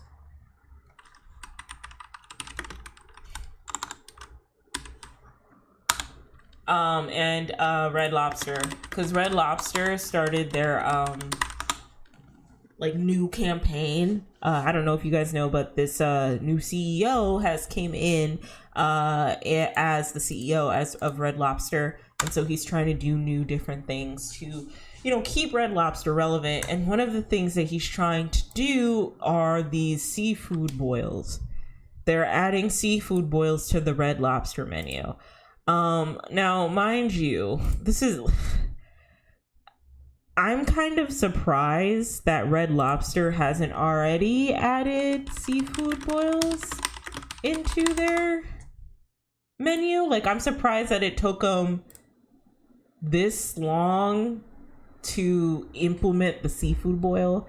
And here's the thing about Red Lobster. Growing up, I used to be like a super big, huge fan of Red Lobster. Like, if I got all A's in school, if I performed well in school, if I was just a good kid, my treat would be to go to Red Lobster and, you know, I'd get like a little lobster, right? As I have gotten older, and I think one time it was when I went to the Endless Shrimp Festival, which they've gotten rid of, which breaks my heart dearly, because that's what they were best known for, was the Endless Shrimp Festival. I realized that the shrimp was incredibly small. And I also realized that the lobsters were just as small too. There wasn't a lot of meat in the crab legs, and that a lot of the seafood joints that are here in Atlanta and just in general have like bigger shrimps, meatier lobsters, meatier crab legs, all of that, right? So after a while, I just never saw the spectacle of Red Lobster. Like, I just never saw what was so interesting about it. Because I was making my own seafood boils at home. I was eating at the Juicy Crab. And I don't eat seafood boils often because they can get very, very messy. And if I do, it's because I make them myself, because it's a lot cheaper to make them than to spend $50, $60 on lobster tails and all of that crap, right? So, back to the seafood boil. Red Lobster is starting their seafood boil campaign, where they're going to be adding seafood boils onto the menu, along with like a $5 sangria flight, which I like the idea of the sangria flight. I think it's great. But people have been reviewing the boils and they say that they're not that good. They're not that flavorful. And a part of me still like wonders, okay, why haven't they done the seafood boils sooner? Like, there was before the seafood boil epidemic, we had something called the Crab Shack that was doing something similar. Now they call it the Angry Crab Shack. It used to be called the Crab Shack. It wasn't Angry Crab Shack. It was like, do y'all remember that in like the 2010s? The Crab Shack. There was a Joe's Crab Shack. That was the name of it. Joe's Crab Shack. I don't know where Joe is. I don't know if he still has a Crab Shack or not, but this was like a really big deal. And I always wanted to go to Joe's Crab Shack. Another thing about me is that seafood always like, when I growing up, was not accessible to me at all. Like, it wasn't, like, I couldn't get easy access to it, you know what I mean? So this is Joe's Crab Shack, and so like it was a big occasion if I got seafood. And then the seafood boils that I did have, until I had money and I could start making them on my own, weren't that great either. Like, I remember I posted a picture on Facebook of a seafood boil I had with my family, and it was just like this one little like king crab leg. It was a tiny, like a golden king crab leg. It was a tiny ass crab leg, right? Like, we weren't having like big seafood soirees. I guess they decided now, like, they know how to make big seafood platters, but like back then they didn't. So every time I looked at seafood, I've always been like, oh, shrimp, we can't afford that. But now, like, that I have my own money, I can like afford to buy a shrimp boil or a seafood boil or make my own. So Red Lobster right now finally has decided to do what Joe's Crab Shack has done, which is what Joe's Crab Shack has been doing, which is start like these seafood boils, and what all of these other like sub seafood boil groups, like the juicy crab, the angry crab, the crusty crab, all types of crabs have been doing, right? Like, they've finally dipped into the seafood boil market. And just based off of the pictures alone, those seafood boils look musty as fuck. Those look like some musty seafood boils. One of the questions I have is, why haven't they done seafood boils earlier? Why did it take a black CEO to come in and be like, y'all need to start doing seafood boils? Like, why did it take that long? Why? Like, that never made sense to me. Like, Red Lobster should have read the writing on the wall when they started seeing all of these other seafood boil crab shacks. Like, you don't even have to go that far. You can just look in Atlanta. Look how many seafood boils are open, bro. Like, there's just so many of them. There's so many of them. You have the angry crab, the boiler room, the juicy crab, the Cajun crab. Like, there's just so many. And it's like, y'all should have known that you guys were going to be priced out, or would have been gouged out from just the seafood boiled crab shack epidemic alone. And now I'm realizing that it's not just like a southern thing. Like, up north, like in Connecticut where I live, they have seafood boils up there too. So, or where I used to live, they have seafood boils up there too. So it's like, Red Lobster, it shouldn't have taken you guys this long to get on board with the seafood boil trend. And now that you are, it feels like with this new launch, y'all are still dating yourselves, because we have the seafood boil. A lot of people are saying it's unflavorful, which, like, seafood really isn't, to me, won't be good if I don't have like some sort of butter sauce. So I need like some melted butter in order to taste the seafood. The shrimps already look tiny as fuck. Like, they're like tiny ass shrimps. So there's that. The lobsters look sparse. The flavors aren't there. So, like, I don't know. They probably need to go back to the drawing board, maybe add more Old Bay. I don't know. But it's just kind of weird because, like, how did it take them this long not to get on board with seafood boils when everyone else was doing it? Like, what was the logic behind that? Was it like, we're more of like a captain's platter, fisherman's platter? And even then, if I can go to Bay Breeze real quick, we're getting local. Bay Breeze, Atlanta. They probably thought it, yeah, Cole. They probably did think it was ghetto, and that's another thing. All right, I'm starting to notice that anytime black people have a special interest, and our special interest is seafood boils, okay? Anytime we have a special interest, it's all of a sudden ghetto. I don't like that. It's just weird to me. But really quickly, going back to Bay Breeze. So this is like a fried seafood platter place. They don't really do seafood boils, but they are so good. I haven't gone here in so long. And they have fried seafood, they have seared seafood, they got crab legs, all of that. Like, maybe they were trying to be like this, but the gag is Bay Breeze, like their food just looks good, bro. Like, they look like, even their fried seafood just looks amazing. Like, nobody's touching Bay Breeze. And it's like, Red Lobster, like the quality of seafood, not even talking about the food that's on the menu, like Endless Shrimp Festival, the quality of seafood just wasn't that good. Like tiny little baby ass shrimps, and you're going toe to toe with Captain's Platters, Pappadeaux, Captain's Platters. Like what? Like you're going toe to toe with me in my kitchen. I make some pretty mean Captain's Platters too now, but like still, I don't know. They need to go back to the drawing board. They need to rework the boils. They need to put more flavoring in there. They need to look at their competitors. They need to do a competitive analysis, all right? They need to go to the Juicy Crab and see what the fuck they're doing, okay? Juicy Crab has evolved. They're not even over here selling like boils with crab legs and all the flavors and stuff. Now they got noodles. They got noodles. Okay. Now they got fried rice. They got wings. They got really nice drinks, which I guess what Red Lobster is doing is good with the drinks. But like Red Lobster needs to step their game up a little bit. Okay. Like they are at the tail end. All right. They are at the tail end. They can't be fucking up anymore. Okay, they need to get it together. Like this is what you're competing with. Okay, and then let's look at Red Lobster seafood boil.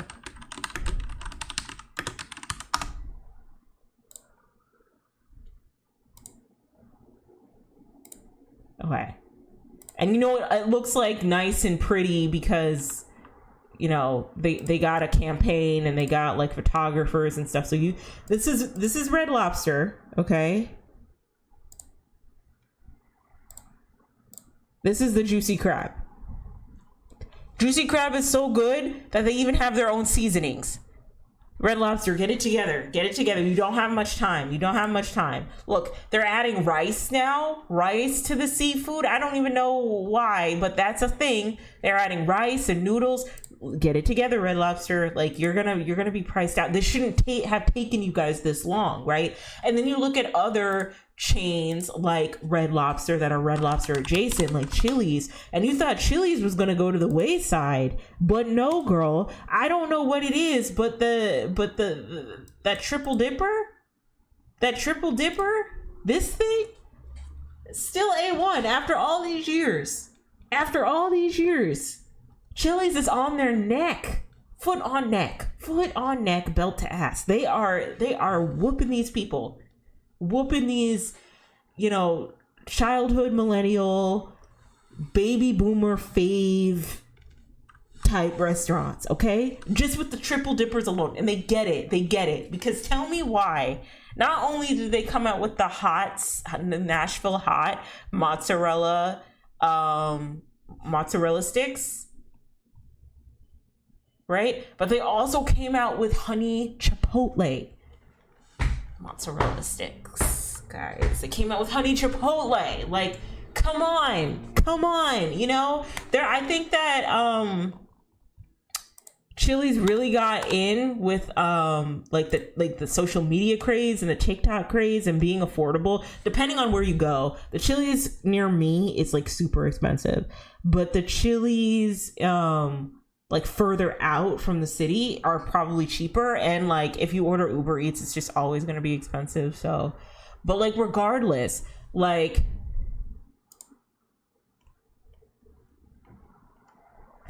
Chili's gets it. Yes, Cole, them mozzarella sticks be tearing these folks' holes up, but they still go back for they do, but it's so good. I love Chili's. And now you have motherfuckers that are watching Love Island while going to Chili's on TikTok. Real quick.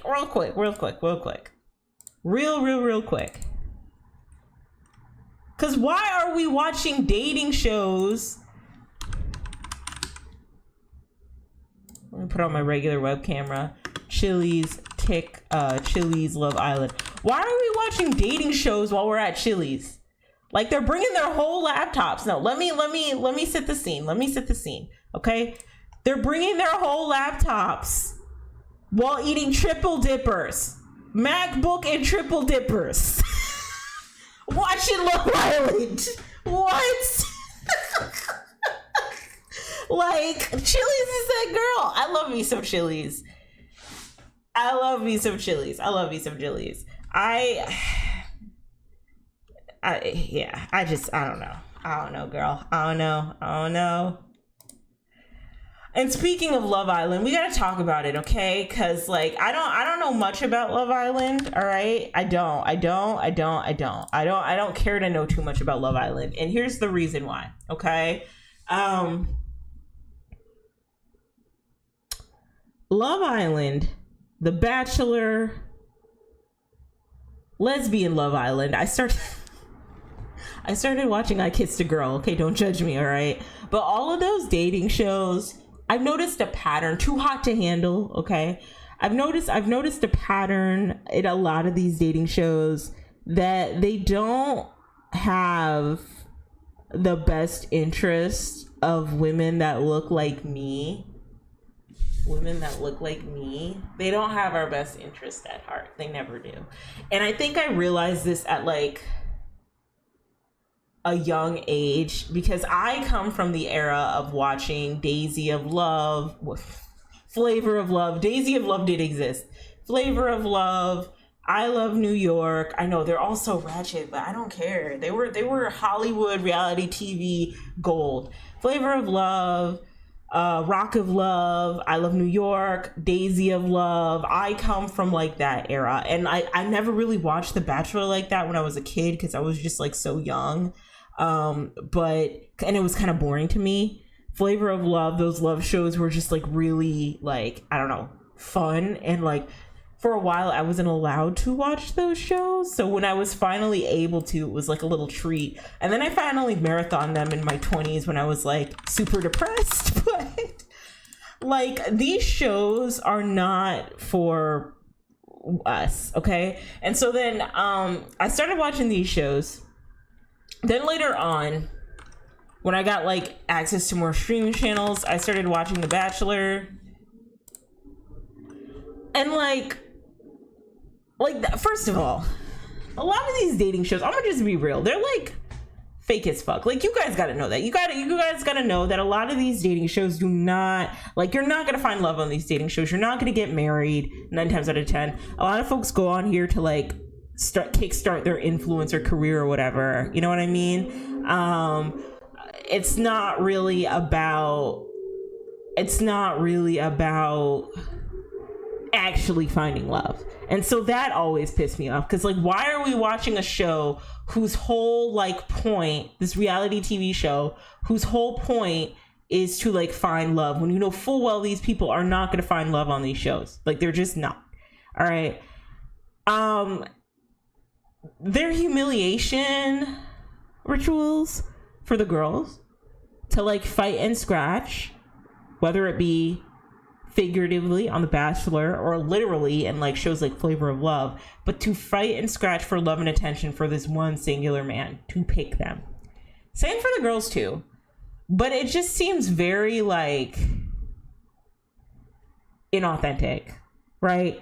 And so I watched a couple of like The Bachelor series because it was there and like I needed something as background noise. I watched Bachelor in Paradise. Yeah, I used to watch Bachelor in Paradise, where it was all the Bachelor contestants and they joined the they would go on this beach and try to find love, and it's like, it's so fake because you guys aren't there for love, and you know you're not. You're there for clout and exposure. She has a pretty tattoo. Those are tattoos are pretty, but like, let's just be real here, right? Like, let's just be real. That's why you're there, okay? And then all of a sudden, out of nowhere, like Love Island became a thing because people started watching Love Island in the UK, and then they started moving into Love Island in the US. And then we got like shows like Too Hot to Handle and a lot of these reality TV shows of like conventionally attractive people doing conventionally attractive things. And like, here's the thing. A lot of these black girls, I'm not gonna lie, because like this season, I haven't watched Love Island like that. I just caught wind of like what's going on, really. Let's see if I can Okay, no worries. A lot of these black girls need to stop going on these shows. Like, they just need to boycott and stop going on these shows. And either there needs to be a show where it's like all black singles, black women and black men, and they just kind of do their thing, and you just kind of let the white folks have their own thing. Or we just like not have them on the show altogether, because honestly, every single black girl that goes on the show gets their feelings hurt, not just by like the white dudes who probably have a preconceived bias of like being towards women that like look like them, right, but also by the black guys who are obviously interested in white girls. And it's just so embarrassing to see. It's embarrassing to see how they're doing Olandria. Was that the pretty Nigerian woman? There was a really pretty Nigerian woman that was on there.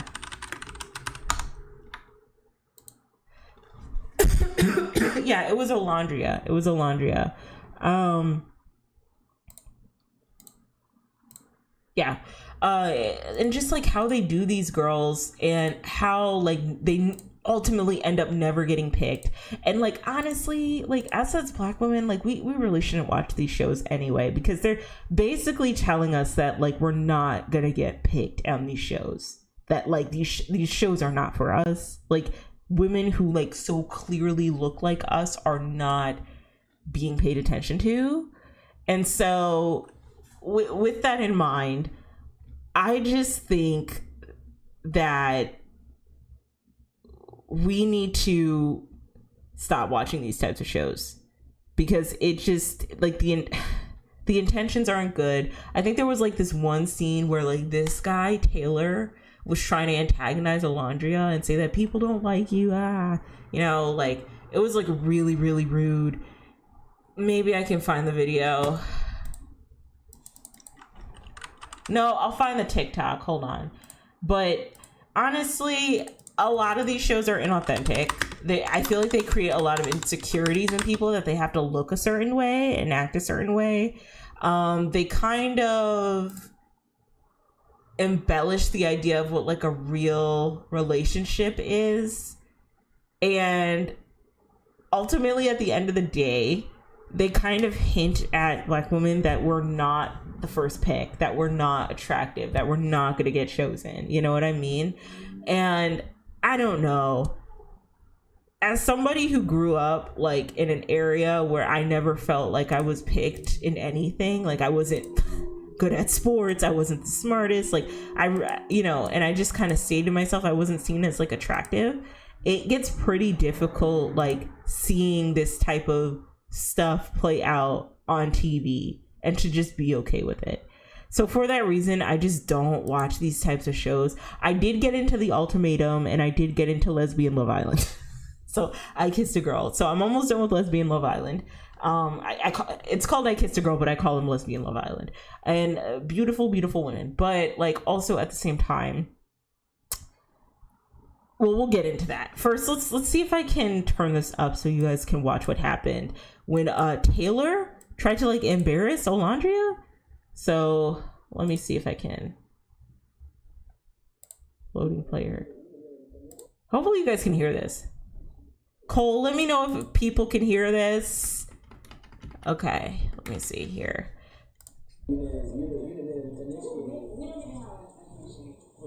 So Olandria is saying how she doesn't have a handshake. Like, they don't have a handshake, but everybody else made a handshake without her, right? And then Taylor's just like, well, maybe you're just not liked. That's why you don't have a handshake.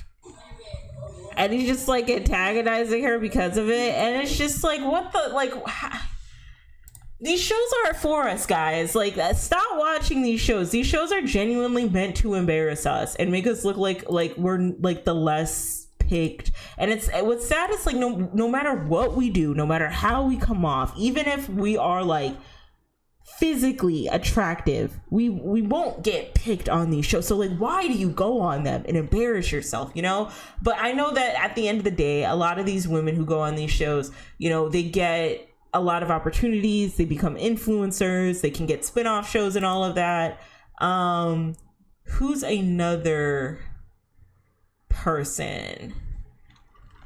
Adriana from The Ultimatum, I think it was. Was it The Ultimatum? There was a show.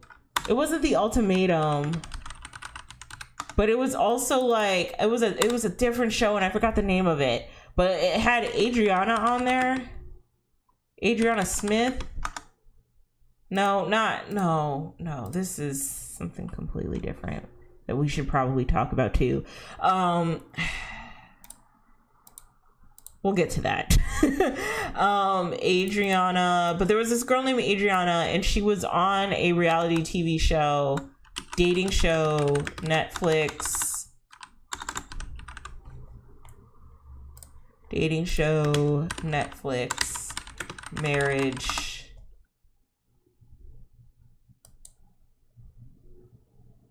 Married at First Sight, I think is the name of it.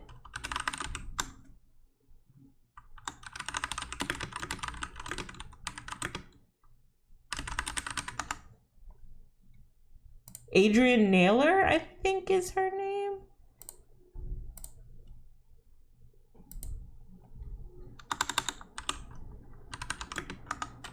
No, but it might be Married at First Sight. And there was this really cute black couple on there. And I think the girl's name was like Adriana. Okay, so I forgot the name of the reality TV show. But I remember it was a really big talking point because the girl on there was a beautiful black woman who used to be a Dallas Cowboy cheerleader. And she got with a dude who was just wasting her time. He was just wasting her time. And they made it to the altar. And finally, when it was all said and done, he was like, yeah, I actually don't want to marry you. I'm not interested in you. And he kind of just embarrassed her. And it started this conversation of like, why do we as black women keep going onto these dating shows and getting embarrassed? Like, we're better than this. Like, we don't need to keep going on these shows and being humiliated by these men who aren't going to choose us, who clearly have other preferences. You know, they sit here, they don't see us as like objects worth getting with, right? Or like toting around. They go after the other ethnic girls or the white girls. Like, why are we doing this, you know? And I just don't like that. And so very quickly, if I can go to the I kissed a girl, because there were some really pretty girls on that show. Very pretty, very gorgeous, stunning women. All right, stunning. But can I just say something? Can I just because I have thoughts. I have some serious thoughts, okay? I have some thoughts about Lesbian Love Island, all right?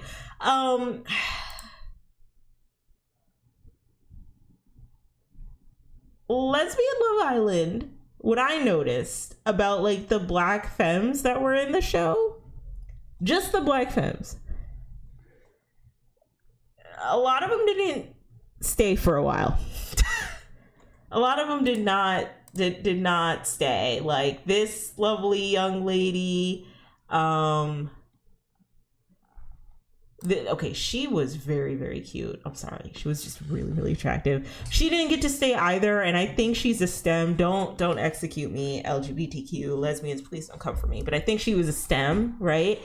She didn't stay that long either, but she was stunning. And like I didn't feel like a lot of the women were really interested in her. But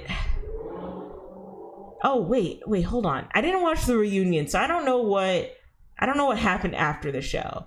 But there was another girl on there that didn't stay that long either. She also had like she had like a wig. She was wearing a wig and she had like a eyebrow piercing. She was also a femme and she didn't stay. And I don't know, I just didn't really like that.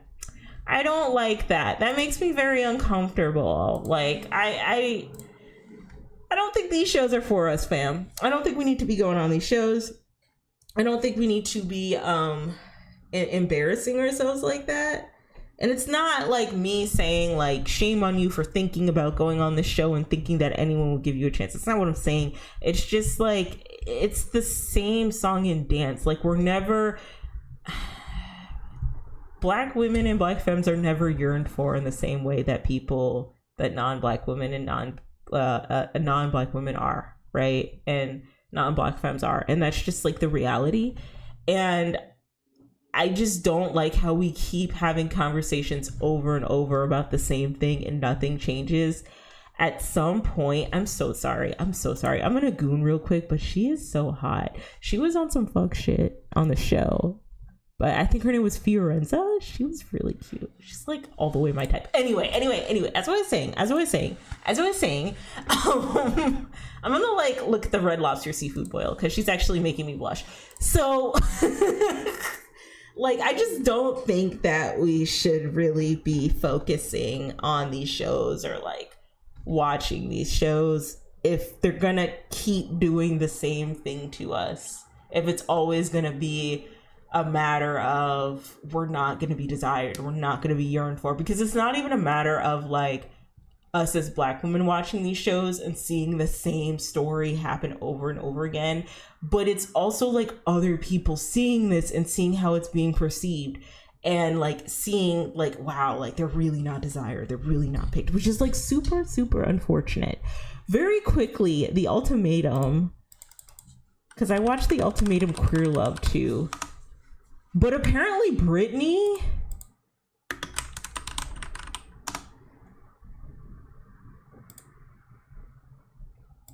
and AJ are no longer together, but Britney had her shit all the way together. Like she had her shit together, right?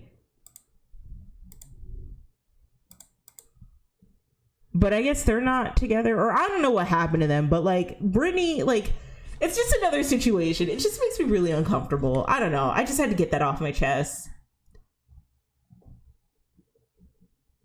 I don't know. But anyway, Britney's very pretty. She's very pretty. She's very approachable. But yeah, it's time we start boycotting these shows. They're not in our best interest.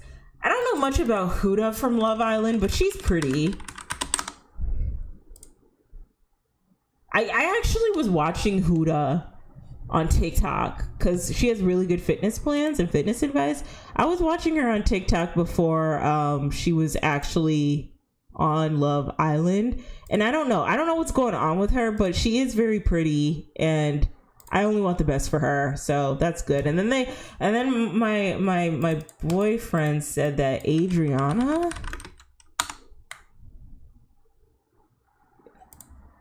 Andrenia, okay, ooh, I'm not gonna say her name. He's like really into this girl. He says that she's attractive. She is attractive. Yeah. So I don't know how that's gonna go, but she's on Love Island. But yeah, that's all I got. That's all I got about Love Island. Boycott these shows. They don't like us.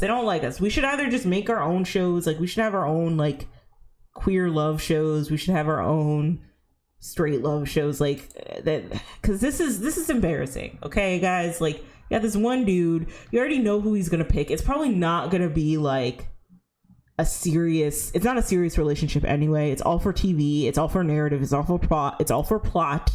Okay, so like I just say we make our own dating shows and our own queer love shows and see what goes from there, because they don't fuck with us. Like we're gonna keep going on there, we're gonna keep getting embarrassed no matter how cute we look, no matter how hard we try to play the game. No matter how conventionally attractive we are, okay, they're just not gonna pick us. So like just stop going, like just stop. Yeah, that's not on that.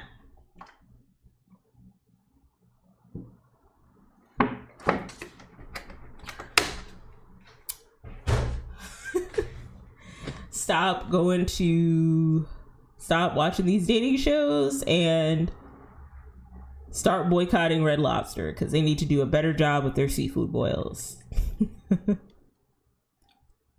But yeah, that's probably like the best way to get a company to do what you want. Just say like, hey, your shit sucks, which it does right now.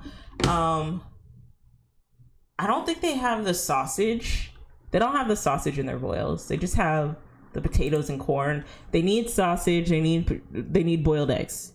They need to put in more seasoning. They need to put crazy ass seasoning. Your op right now, Red Lobster, your op, Juicy Crab. Juicy Crab is your op. Get it together, okay? Look at what Juicy Crab is doing. Look how they're not even fancy with it. They have trays. They have like aluminum trays that you get from Kroger, okay? Get it together, Red Lobster. That's who you're going toe to toe with. Just understand that's who you got to be like. This isn't gonna cut it. This is raggedy. They need bigger shrimps too. The shrimps are too small. They need like bigger shrimps. Anyway, moving on. So what else do I want to talk about? Okay.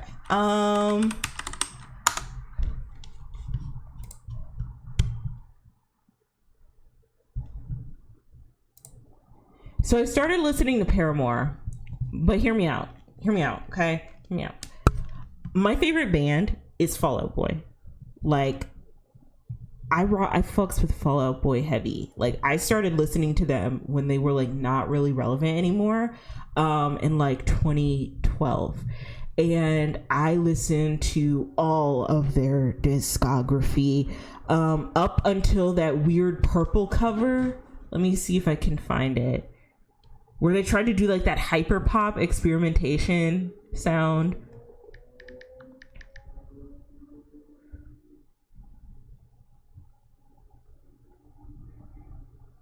Mania. So this album, Mania. Love me some Fall Out Boy, okay? But I felt so alone in my love for Fall Out Boy. You know what I mean? And I also felt alone in my love for like most recent Paramore, because I wasn't listening to Paramore like that, but like I was listening to their later stuff. So it's music from After Laughter, and I haven't listened to This Is Why yet. Maybe I will, but like I like After Laughter, this album right here. I was listening to Hard Times. I was listening to that, and I was listening to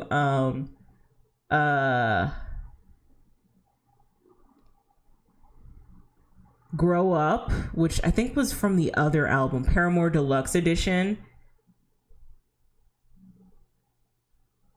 So a part of this album. So I was listening to Grow Up and Ain't It Fun from this album. And Into You. And like, I don't know, I just felt really alone in 2013 just listening to Paramore. Like, I felt very alone listening to Paramore and Fall Out Boy a little bit, because I'd be like, do you guys like these? I'd be to my friends like, do you guys like these bands? And they'd be like, they're okay. I guess maybe because I don't know. But now I've realized that people really rock with Paramore now, like especially black folks. I don't know what it is, but they really rock with Paramore. And I love that for us. But I'm listening to their discography and I really like their music, but I also want my reparations, because I feel like I was a little bit ahead of my time, because when I was listening to later Paramore, no one was rocking with them. And I think like Paramore is like really, because like they're more of like a Gen Z, like their later music kind of resonates more with Gen Z. And I think the music that resonates with like millennials was probably like Green Day and Blink-182 and My Chemical Romance, those pop punk bands. But I think Paramore really resonated with like Gen Z audiences, maybe even Fall Out Boy a little bit. But regardless, now people are circling around and understanding the hype behind Paramore, and I'm excited about that. And they've been doing this, right? But it's, you know, I like them as a band. I do. I like them. I learned that there was like a lot of controversy because Haley was basically at the center of the band, and like everybody else was just side characters, which is like unfortunate, but that's unfortunately kind of what happens. That sucks. And Hayley Williams does kind of stand out. She has a really good voice. She has a really strong voice. You know, I'm excited to see where her career takes her. I hope she does a song with SZA. I heard that a song with SZA was going to happen with Paramore, but I don't know what happened there. If not, I know Beyonce is coming out with her third album and it's probably going to be rock. And I don't know what type of rock she's going to explore. I don't know who she's going to have on there. Is it going to be like Prince rock? Like rock is rock, right? Like, is it going to be like Lionel Richie, Prince? Or is it going to be like an evolution where we start with Lionel Richie, we start with Prince, but then we move into like pop punk? And is she gonna put on bands like Meet Me at the Altar and The Paradox and have a song featured with Patrick Stump and Hayley Williams? Like, I have no idea. But I really like pop punk music. And I just want my reparations for like being into Paramore at like 21 years old when nobody was like there with me.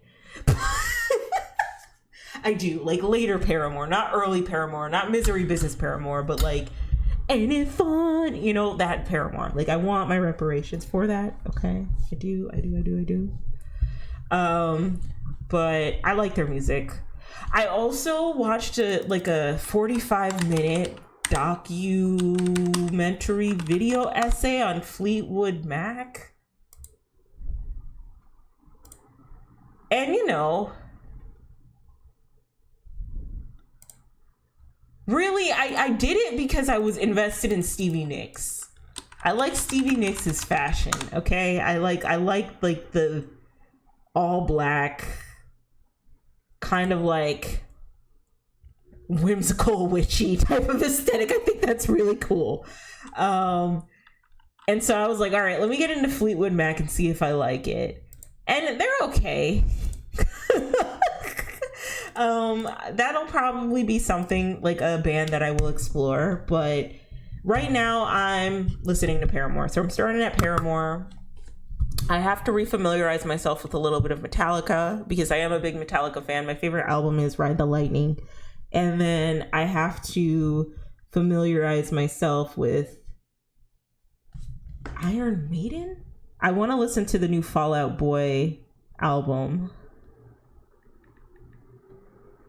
The one that came out in 2023 for Stardust. I think the basketball player was in one of their music videos. I forgot his name. But bands I need to listen to.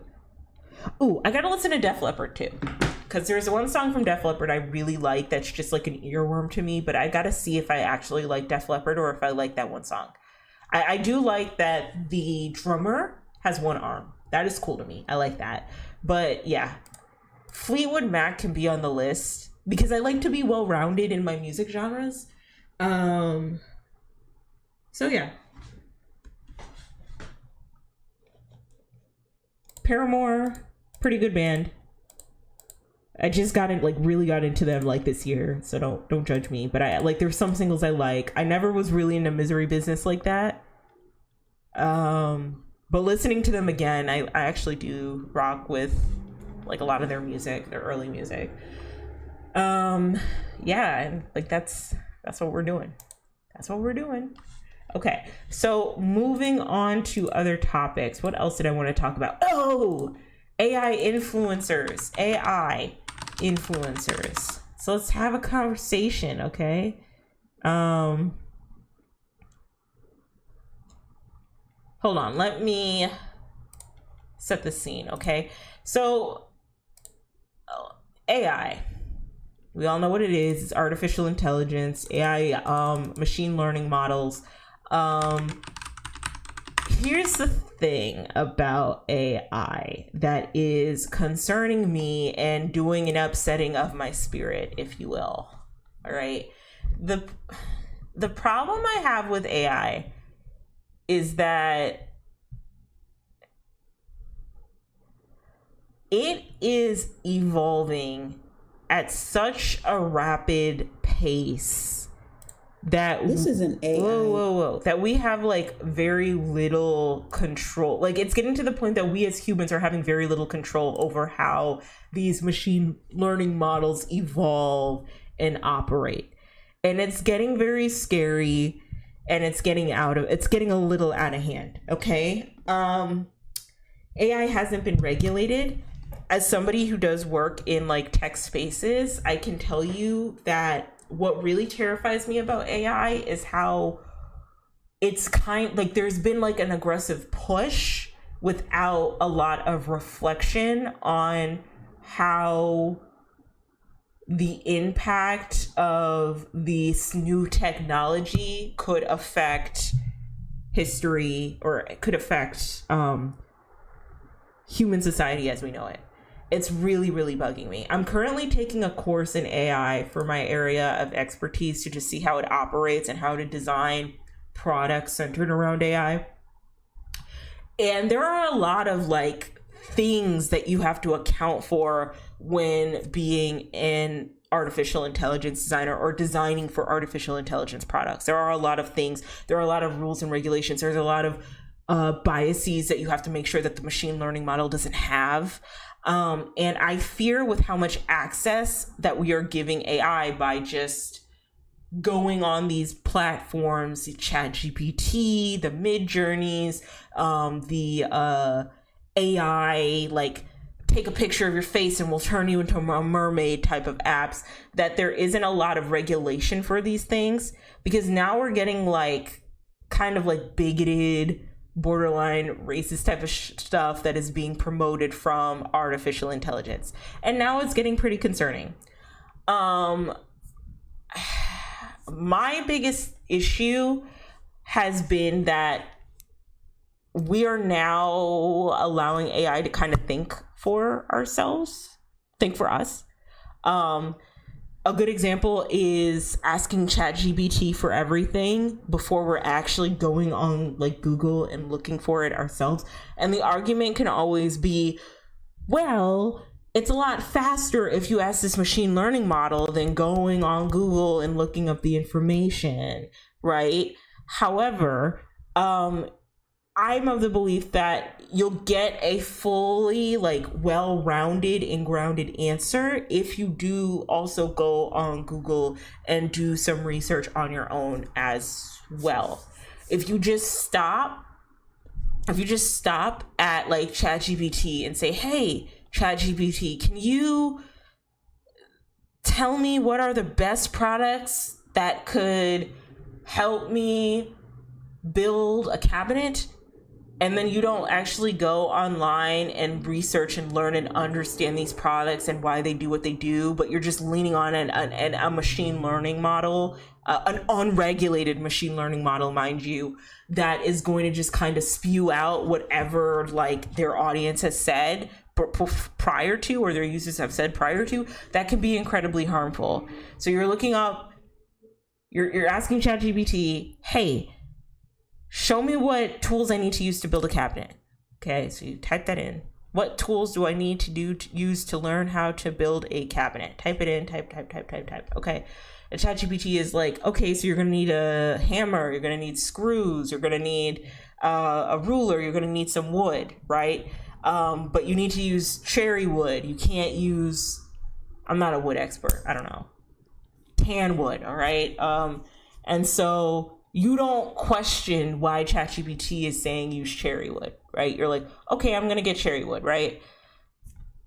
Lo and behold, it comes out that cherry wood isn't the best product to use for your cabinet. I'm not a carpenter, so don't come at me, okay? I'm just using this as a rough example, but like cherry wood might not be the best product to use to build a cabinet, right? But like ChatGPT is telling you that, and you're not doing the research on your own to figure out, okay, what are the best materials to use to build an effective cabinet? You know what I mean? Or a strong building, a strong piece of furniture.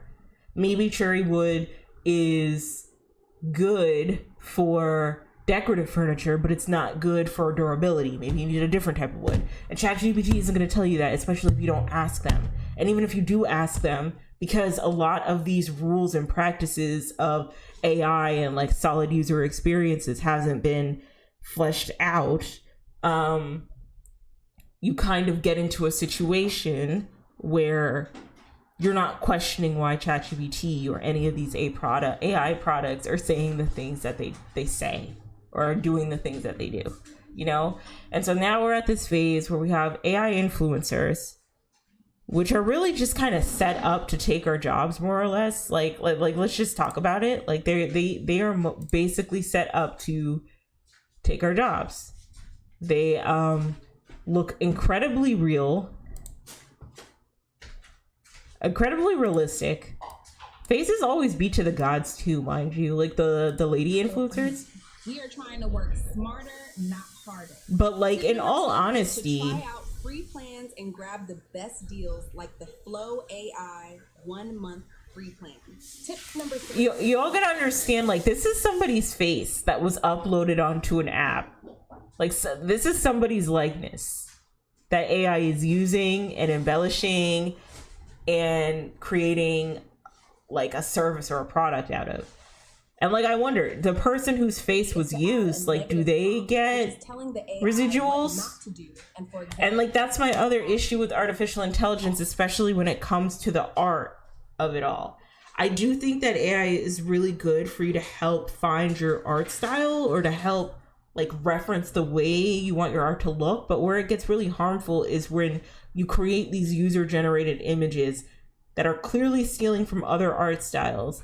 And then you create Patreons, you post on Twitter, you post on social media, these images that you didn't necessarily draw, you just typed in prompts and more or less get all the accolades and all the success from, when this machine learning model has been trained to more or less like take or get inspiration or steal from the actual artists who develop that art style.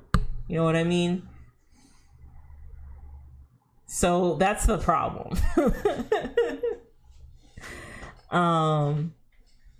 My boyfriend's being a mess in the background. It's my off day today. And like, that's the issue, is that AI is getting to the point where it's super unregulated. It's not checked. And something I also learned from predictive history, Professor Jiang, is that he was saying that a lot of technology, he basically hinted that a lot of technology is trying to compete with the central banks. Like, they're trying to get as much power as central banks do. And so by any means necessary, they're always going to try to come out on top regardless of how it impacts society.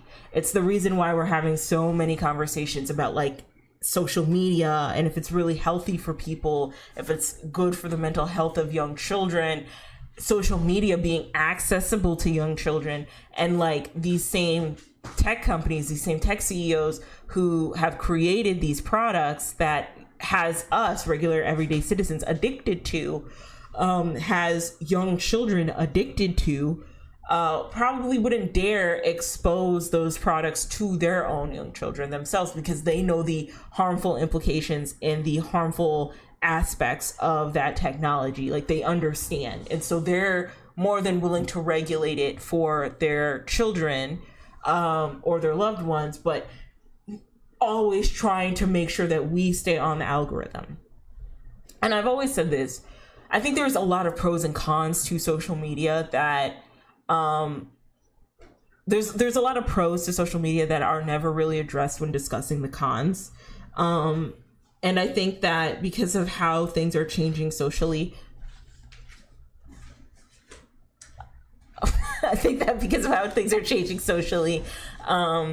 people are taking on like very like conservative and boomer takes and are saying technology is bad, it's that damn phone, da, da, da, da. And there are some good with technology, like content creating is a very lucrative platform. It's a very good way of making income. It allows for a lot of financial freedom and creates new jobs for individuals in the creator economy, where we are dealing with a job market right now that is slowly, as we know it, eradicating. And so there are some goods about social media, but I've always said that the bads about it are that it is designed to keep us on the internet. It is designed to keep us on the internet. It's designed to push a narrative, and it's designed to keep us outraged and angry and have strong emotions, because being angry or being enamored is almost always and forever going to garner attention and keep people looking for more.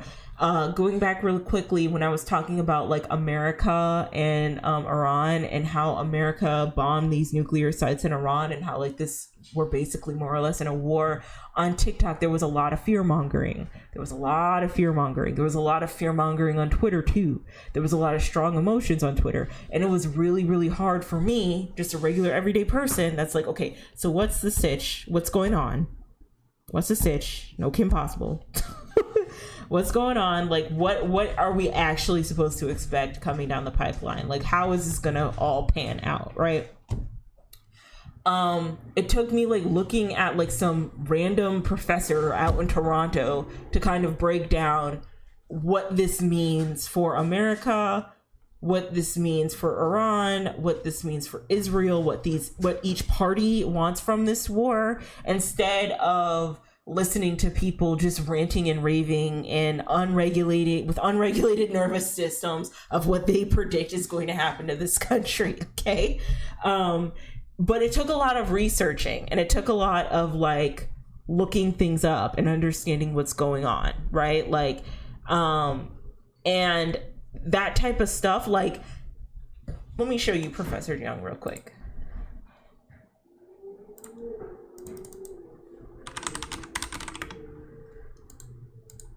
This guy is really good at what he does, but I gotta watch this one. He's really good at what he does. Okay, so but like it's boring. Like it's really, really boring. Like it's just like this dude, this professor who's in front of a whiteboard, who's just kind of explaining everything that's going on with America right now. Like, and it's just him talking, and like him just writing stuff, and like this isn't interesting, right? Like this isn't like going to hype you up as much as somebody just yelling in their phone like, we're in war with Iran. But like this is like informative, and this is what people need to watch to like understand and stay grounded in times that are so tumultuous that we have no idea what's going on, just to be aware. Like we can't even trust our news sources anymore because of how, you know, effed up things have become, how biased things have become, how people are so willing to throw aside their morals and what is right and what is wrong, in hopes of pushing a narrative on the news. And it's just as bad on social media. And I think with AI especially, we're getting to this point where this can be incredibly harmful. We're already seeing people, like there was a dude who had a wife and a child who created a romantic relationship with an AI chatbot. Like a very intimate AI relationship where this chatbot was his wife, and kind of like abandoned his wife and kid. And like this stuff can be harmful, and we gotta be careful. And I think with the influencers that are coming out right now, like they look really good. Like you can see with the fingers, you can tell that this is AI. But like the problem is that this is supposed to replace us, right? Like this is going to replace us. This is going to replace us. This is going to be what the music industry is trying to push with artists. It's less of a liability creating an AI model than actually investing in a person. And I think this is the direction that we're going into. And I think this could be especially harmful because what is the end goal for humanity? What? Why are you laughing? But you know I'm right.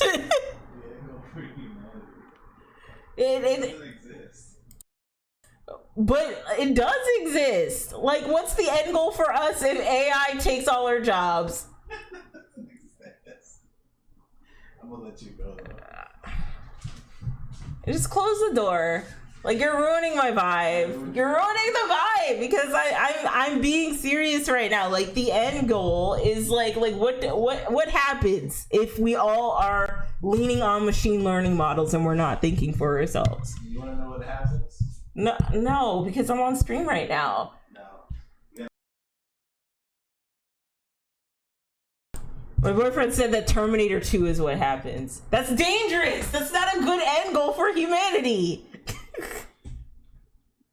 And like, that's the problem. And like, who knows? Maybe I'm doing the fear mongering. Maybe I'm like, these robots, like, maybe I'm the weird conspiracy theorist auntie that like doesn't like really know. But like, this shit is weird, man. Like, and the way we are rapidly getting, like, this stuff is obviously weird. Like, this is like very unusual, right?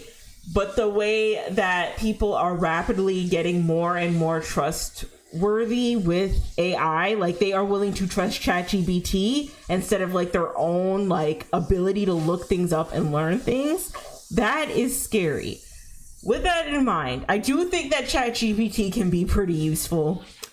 A couple days back, I asked ChatGPT to kind of create a fitness plan for me and count my macros and give me like a low anti-inflammatory diet, as I'm going to be transitioning eventually into like a healthier lifestyle. And to be fair, I have been doing like fitness and exercise for a while, so I know what to look for, right? I know what to look for. I know what's BS. I know what isn't. But also at the same time, like, I'm not willing to pay another fitness influencer $50-$60 for their whack ass plan when I already know what they're gonna give me, when they're probably using ChatGPT themselves to like sell their plan to their audience. You know what I mean? So I do think that ChatGPT can be really useful for stuff like that. Like when you're like in a pinch and you're like, okay, so what are my macros, ChatGPT? What are the best exercises to build your glutes? Like what what are the best exercises to be toned? Can you give me an example of progressive overload and what that looks like? Like, I think it's useful for that. I don't think it's useful for like therapy. I never thought it was useful for therapy. I don't think it's useful for conversation, like intimate conversations. No. I especially don't think it's useful for college. Like, if you're in college, you should not be asking ChatGPT to write your video, to write your essays. Like, that should not be a thing. That should not be a thing. Like, no. Okay, like, you need to, like, that's the one time. That is the last time you will be able to be thinking critically as a human being before you get shoveled into the workforce and just asked to automate yourself like a robot. Okay? But this stuff is weird. This stuff is weird and this stuff is terrifying. And I need us all to, like, lock in at what's going on right now, because this is what's going to replace us. And I just want to know, like, what is the next step for us if we, oh, she's so, okay, but she's like really pretty though. She's pretty, but like there was a girl that like posted her photo up on like one of these AI apps that they're using and they're copying and using her likeness for this video. And like I've said before, does she get the rights to this? Does she get access to this? And why do they have them eating chicken wings like this? Like, this is so creepy. You know what I mean? Like, this is what I mean about like AI just not being regulated anymore. This is exactly what I'm talking about. Because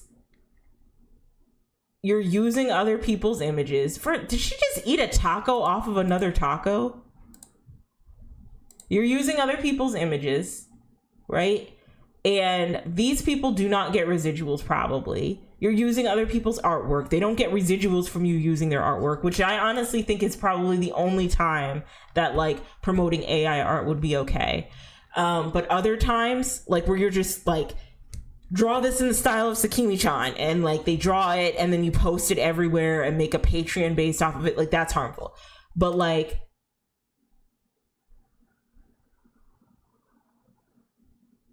I don't know, it's just like stuff like this just really concerns me. And I think it should all be very concerning with how they're going to be using artificial intelligence in the future if they're not even pushing to regulate this stuff. Which it feels like they aren't. And it also feels like they are. That's one good seafood boil, I'm not gonna lie. But it also feels like, I don't know, there's a lot of chaos going on right now, and I think they're trying to make like push like very big moves. Like we now have AI military devices. Did you know that? There was some company that signed to have like artificial intelligence military weapons. I don't know the name of the company, but that's something that's kind of in the pipelines now, which I'm a little scared of. It feels like that one episode of Black Mirror, you know? And that's the scary thing about Black Mirror, is that Black Mirror predicted a lot of the stuff that was happening. Black Mirror, that show from the UK that was like an anthology, a science fiction anthology. I call it like our generation's Twilight Zone. Very early on, they were really good. And I think they were really good because they entertained aspects of technology that we didn't think would like take us to this point so rapidly, right?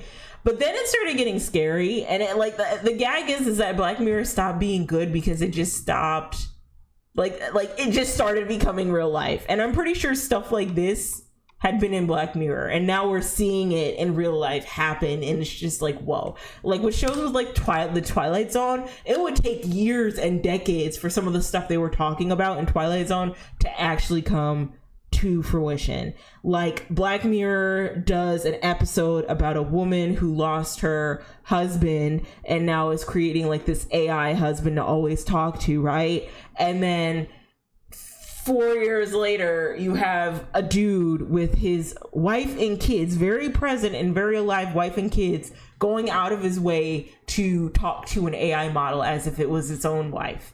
Like, it's getting weird. It's getting weird. I'm scared. I'm terrified. I'm concerned. But yeah, this stuff needs to be regulated. And then also, why did their baby hairs look like they're gelled on? That's a little weird. This stuff needs to be regulated. I'm very scared. I also don't like the AI clapbacks that I've been seeing. Like, that's weird.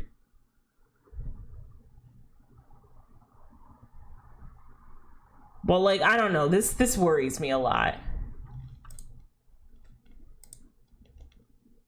Coda Banks? Is this a...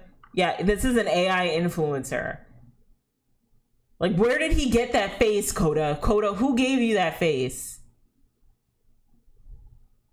God, this is scary.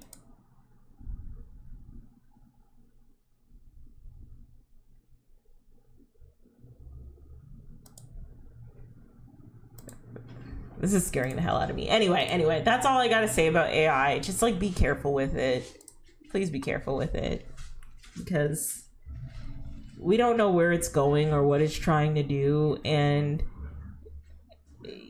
at least, if anything, understand that ChatGPT can't be the be-all and everything, be-all and end-all and answering a lot of your questions. And really, like, you got to be careful with what you're feeding these machine learning models, because they're trying to take your spot, low-key. They're trying to take your spot, and they're also, like, the algorithm is trying to keep you on the internet for as long as possible, for as long as they can. So just keep that in mind. I think, let's see if there's anything else that I want to talk about. Applying for jobs. So I talked about dating shows. I talked about pop punk. I talked about my foot pain. I think I'm gonna play some Marvel Rivals now, just to get the edge off, because I'm concerned. I'm concerned with how we are evolving as a society, but it is what it is. The AI courses are pretty interesting. What I think AI can do pretty well is cut out the middleman when it comes to creating digital products. I think that could be really helpful for AI. If you're like an independent, business owner, or a small business owner, and you don't have the money or resources to hire like a fully fledged, ooh, what game is this? Is this a game? A fully fledged like AI team. I think it could be very helpful to use ChatGPT or like machine learning models that'll allow you to like code your own video game or code your own product as a replacement if you just don't have the funds to hire a team. I think that could be useful. I think where it's not useful is when you're literally trying to replace or replicate the imagery of actual people. And I think it can get especially dangerous when you're not regulating the To all our new guests from across. whoa, loud. When you're not regulating the likeness that ChatGPT is stealing from. And when you're allowing people, pushing that people should be very trusting of these machine learning models that have just came out without implementing proper user experience rules, without doing proper research on your own, I think it can be very harmful. But anyway, let's play some Marvel Rivals because I'm over it. I'm not really over it, but like I can't sit on it. Like, are we gonna all look like WALL-E characters? Like, the captain from WALL-E in that Pixar movie? Are we all gonna look like that? I don't want to look like that. I want to look like a WALL-E character.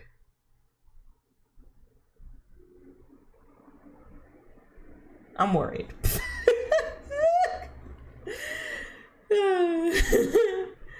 All right, let's play some Marvel Rivals. Take the edge off. Has anyone seen the new Ironheart? My partner wants me to watch that with him, and I don't know. I'm a little over Marvel movies, but I probably should watch Ironheart because I hear that she's getting hate. Ooh, I hear that Marvel, like Ironheart, is getting hate for being like a black girl, and it's like, okay, like we can never win, can we? Because it never really ever was about like creating original stories, right? That's the argument they like to use. Like it was always about things not being white enough.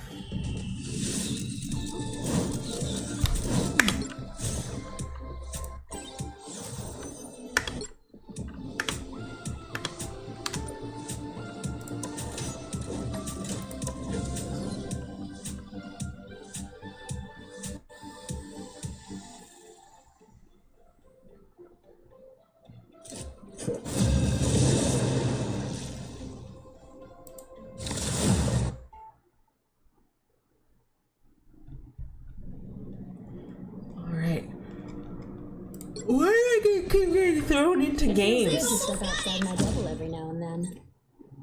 I just keep getting thrown into last minute games. I don't like that.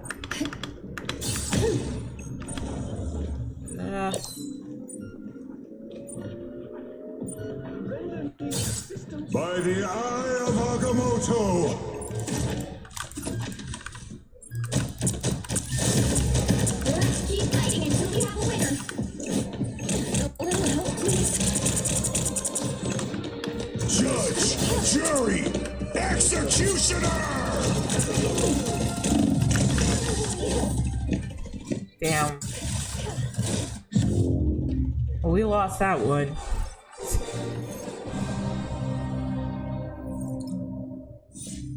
Thanks, Travis Dope. For future reference, I hope you come to my streams next time. I really appreciate it. It's unfortunate that Marvel had lost so many people. I think the corporate nature of Marvel, when things got too formulaic with their movies, Get ready. I think that's when they kind of lost a lot of people. too corporate. So I don't know. Maybe they'll find their footing with the X-Men. I don't know. Hiding from sight is a simple task. The Fantastic Four looks pretty good though. It's getting you to stop talking about yourself that's the real trick.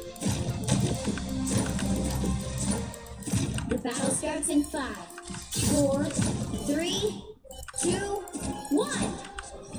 All you need to do is capture the mission area. Got it?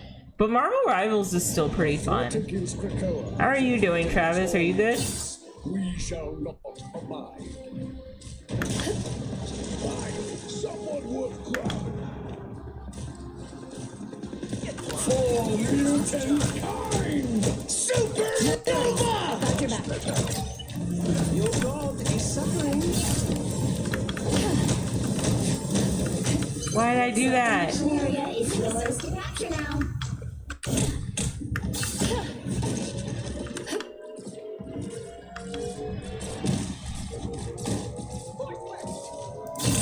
Mission area is yours.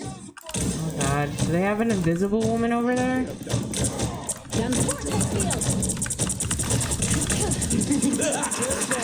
This is real firepower! Much better. Oh god. Not sure how we'll solve this without you, Tony. I feel like myself again. Bring on the chaos! Force my hand. Ah, shit. Your powers are mine! I said I wasn't gonna play this game, and now I'm playing it. I'm good. Still in Atlanta, freelancing photography and lifting weights pretty much. That's nice. I was talking about how I can't lift weights anymore because, like, I can't go to the gym like I used to because my feet hurt. And I think I've reached this point where I gotta start prioritizing my diet. Like, I can't just, like, eat whatever I want and work out. Like, I actually have to take care of the food I put into my mouth.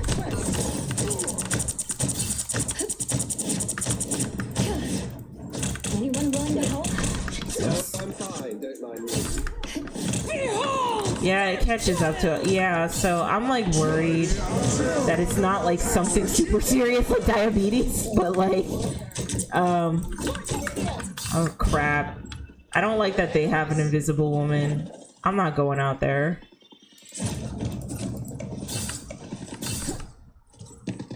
I'm gonna just let them work that out. Your team's capture progress is past the halfway point.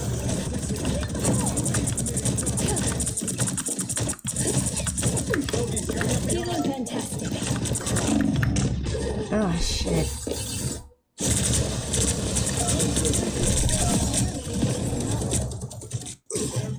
Yeah, see you later. Thanks for coming to the stream. Disappear so easily.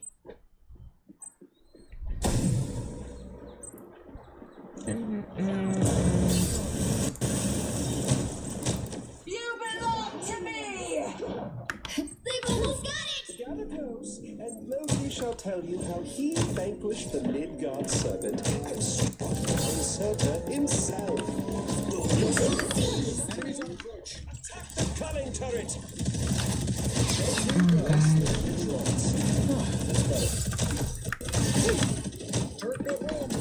No worries. I got your back. Okay. Captured more than half of the mission area. Keep going.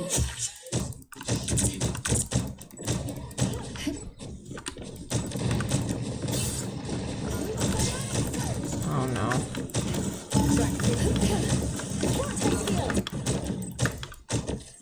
Why do I keep throwing my vortex fields in places that doesn't need to be.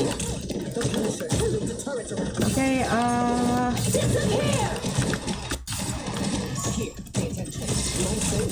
was that smart? Should I have done that?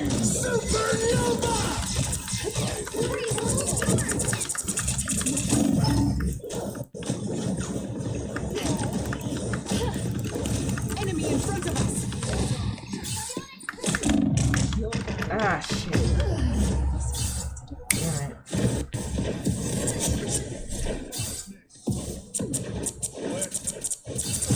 Double KO! It's clear I'm still needed keep here. Fighting until we have a winner.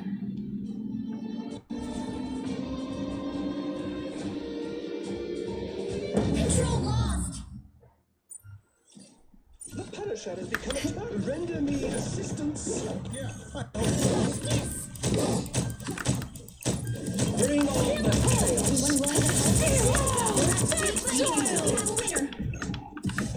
A little help, please.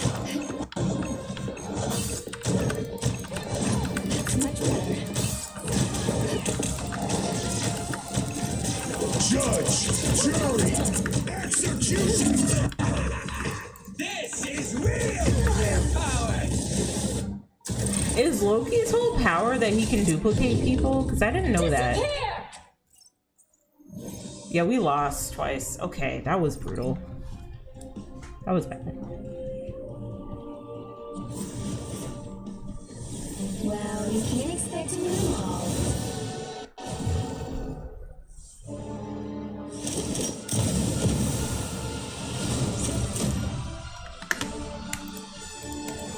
Congratulations, Cornbread. I did horrible. Sorry, guys. Don't give me a thumbs up.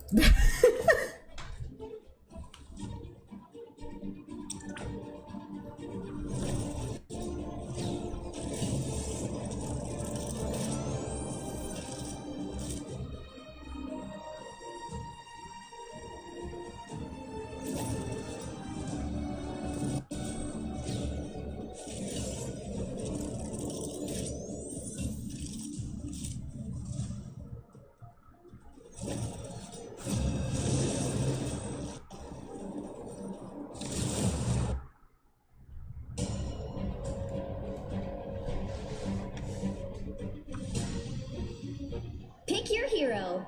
Or villain. I'm not judging. I'm not the type who fades quietly into the background.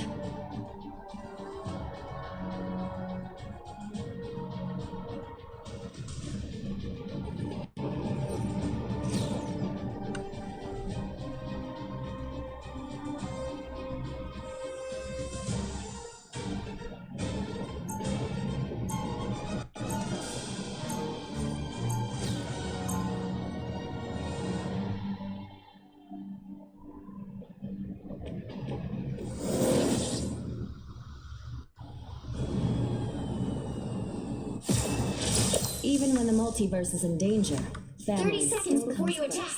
Get ready. You missed a lot while you were wrapped up in that cocoon, old buddy. I have learned all I need to know. Well, you need not regale me with your tales of personal glory. Oh, yeah. Okay. But is it cool if I do it anyway? It's kind of my thing. The battle starts in 5, 4, 3, 2, 1. All you need to do is capture the mission area. Got it? Knock that over. Different battlefield, same war.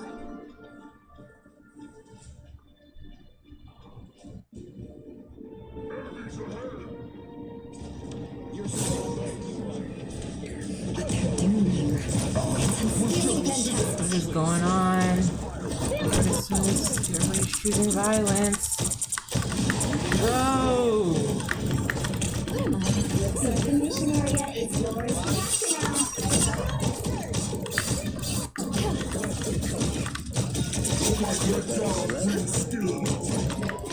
Okay, good, good. We're starting off to a good start.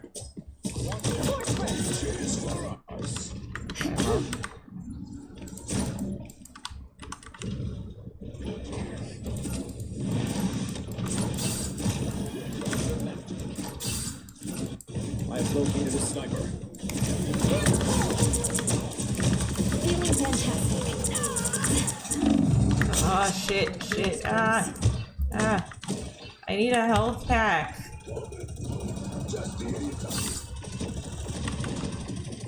So long, turret. Sniper. But where? Requires some aid. Clearly you needed some help. Thank you. Got out of Warlock. That's the stuff. So helpful.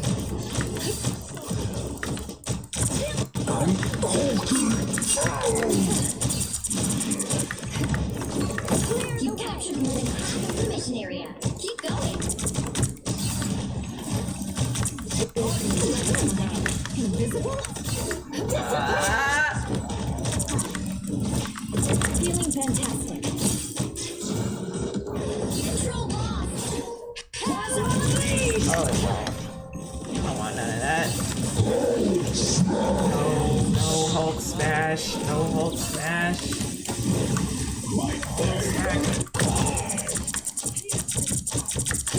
They look like they mean business. I got you covered. Yay, we're winning. Let's get the... Is that an invisible woman or a cloak and dagger? Someone's sniping at us.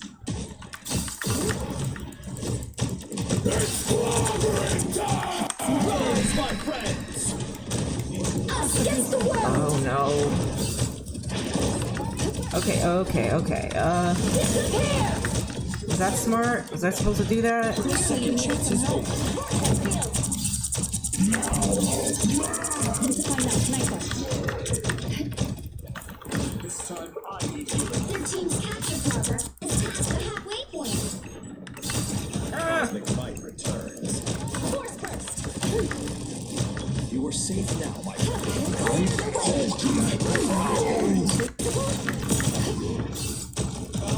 Someone's sniping at us. Spin the pole.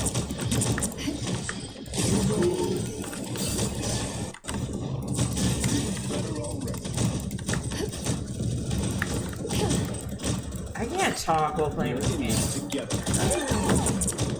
They almost got it. You're feeling fantastic. Control C. Okay. Good Invisible Woman day. Good day. Good day to play Invisible Woman. Feel better already. Come on, Hulk. Get it together. Careful. Why are you doing that? Fury is almost done. Behind you, my friend.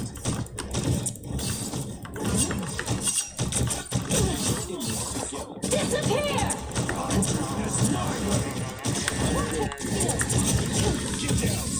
Stand strong. Help, please. It's dark. Fighting until we All the darkness. All the darkness. No, we lost control.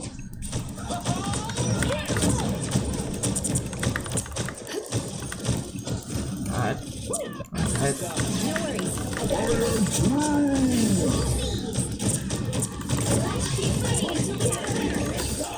What are you, why are we doing overtime? What is this even?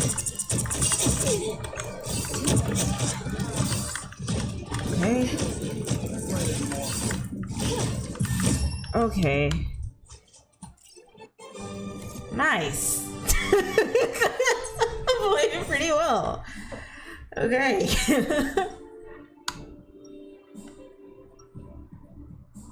I've been very helpful this game. All these years, saving the world still hasn't gotten old.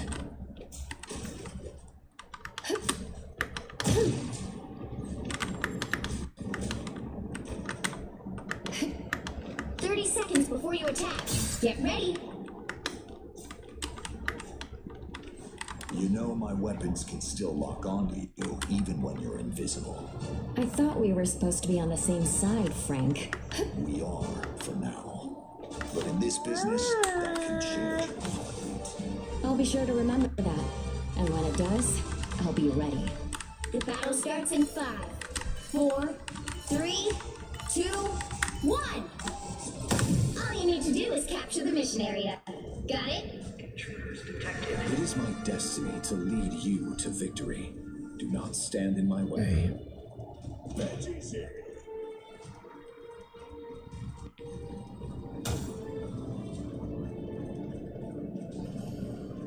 Heavy weapons. Our foe. That's what we need.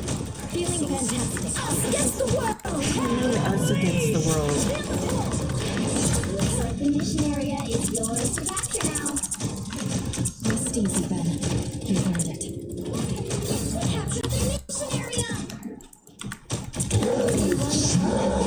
Rise, my friends! Whew, that was close.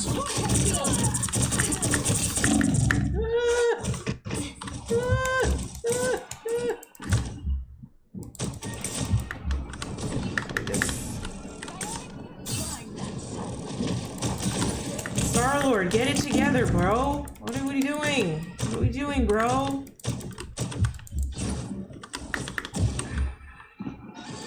Thank you, Adam Warlock. Cause like, what is this?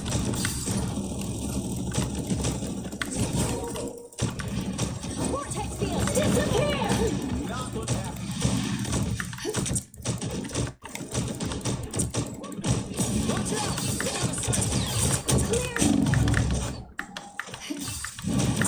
Oh no, oh no, oh no.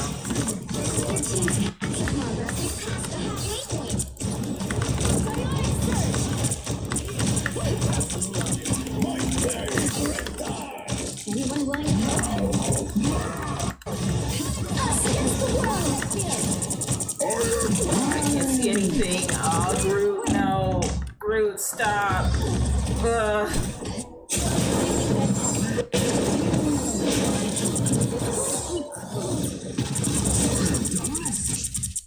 Thought you wouldn't see me again? They've almost got it! Not even they almost got it. Like, they have it, bro. What's going on?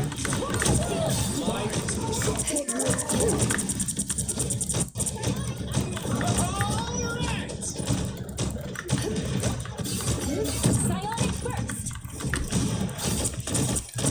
Force first!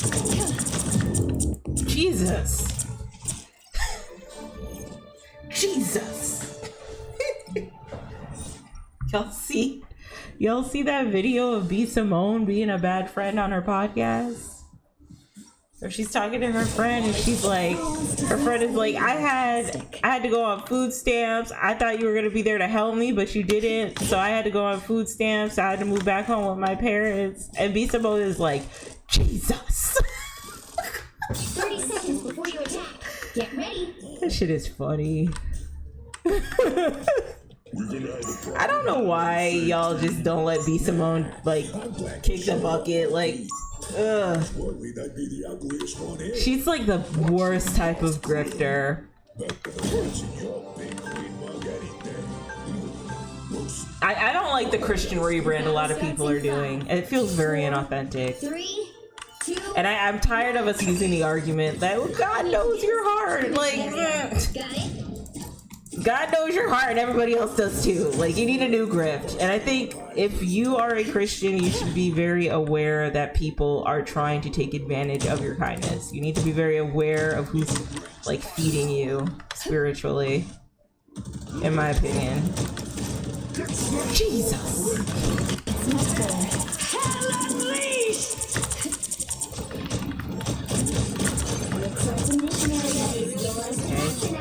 We gotta bring our A game.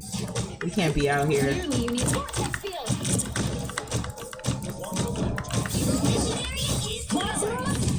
Sniper located and eliminated.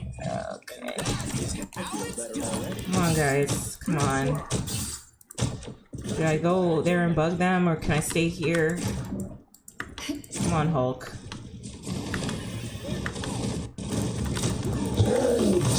Okay.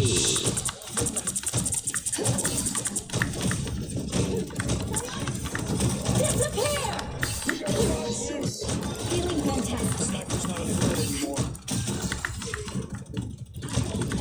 I got you covered.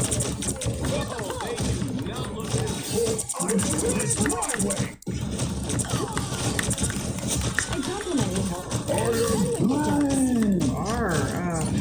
No. Cosmic balance is restored.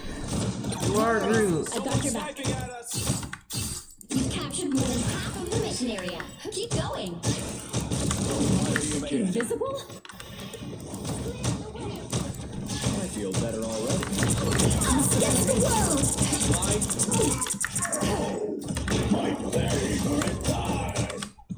Someone's aiming for us. Force first. I got you covered.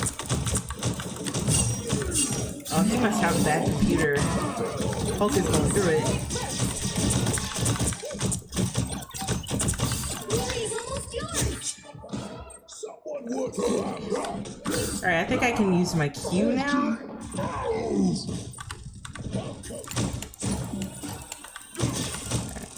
Not yet, not yet. Okay, now. Not yet, not yet, not yet. Oh, we won, yay. I didn't play that bad. I got the most assists out of the team. Yay me. Another epic victory! Big win!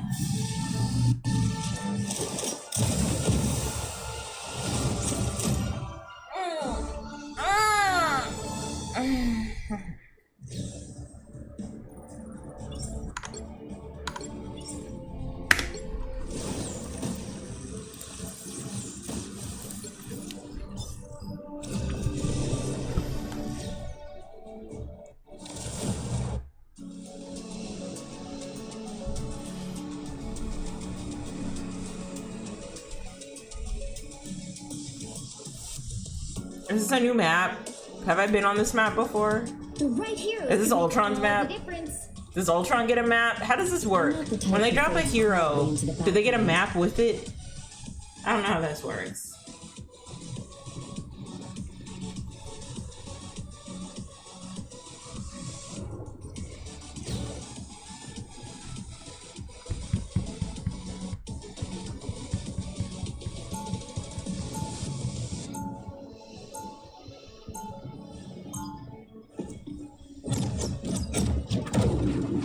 This is a new map, right? This is Ultron's map.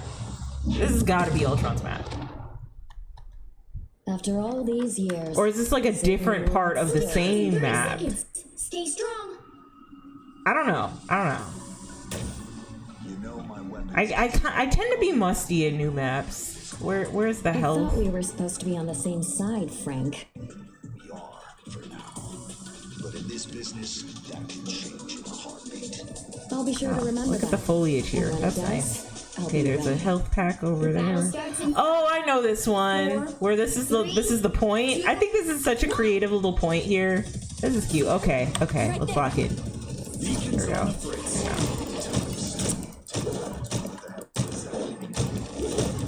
Clearly, you need Yeah. some help. Clear the way. These squids reek of desperation anymore. Battlefield ready again. That one hurt. That's it. I am strengthened. Oh, Anyone willing to help?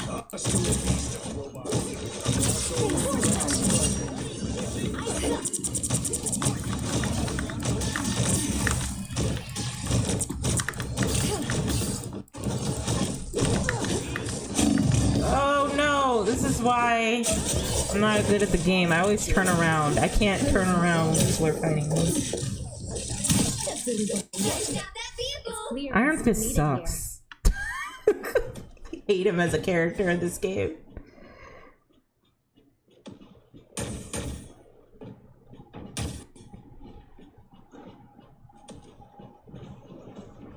Come, my minion. They made it halfway! Stop them! On the move again.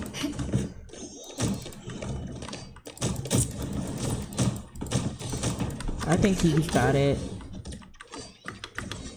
Where's the point? Okay, I gotta. Whoa. That's good. That one hurt. Vortex field!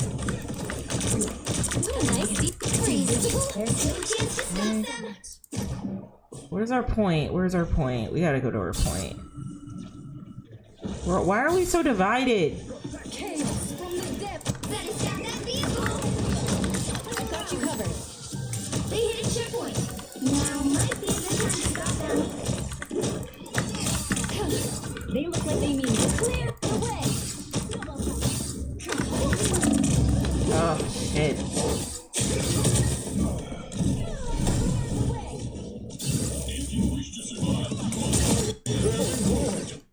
I won't disappear so easily. You stop them in their tracks.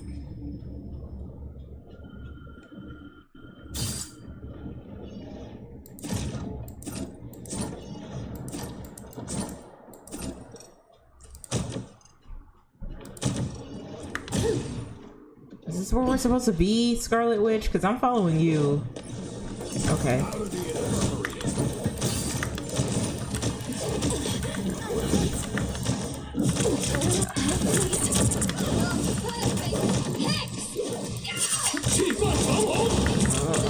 Oh god.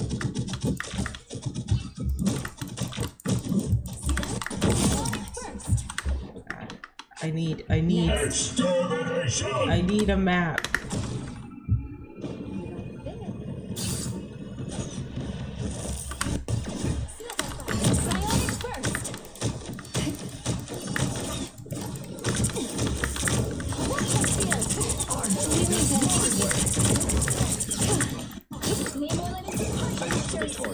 I got you covered. Okay. No. It's the grand finale. Psionic Surge.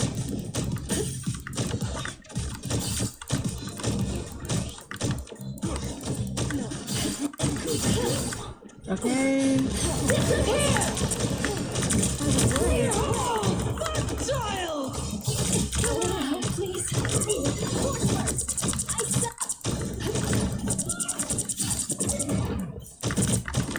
Oh, is it just me? Is it just me? Why is it just me? Oh god.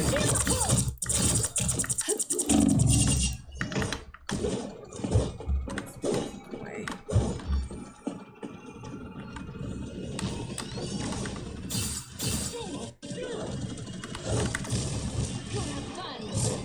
Better stop that vehicle.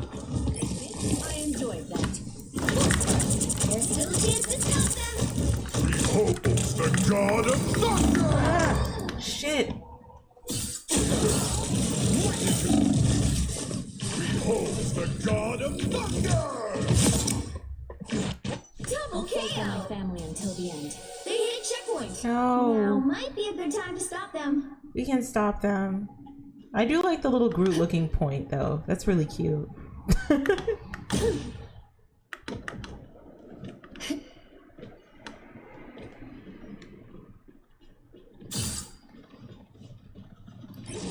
it, girl, like a girl. I got you. Okay, Anyone willing to help?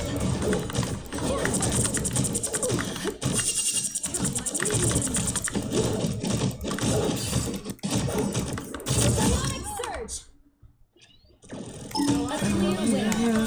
okay. Vehicle. Okay.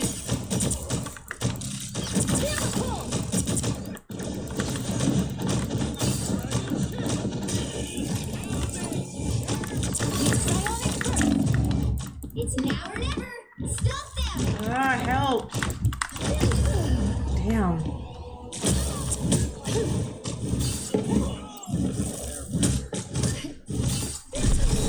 Mjolnir!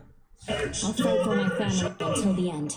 I feel like I should be Mantis. Desperate times call for desperate measures. Like I'm not being a good healer right now. I'll put this to good use.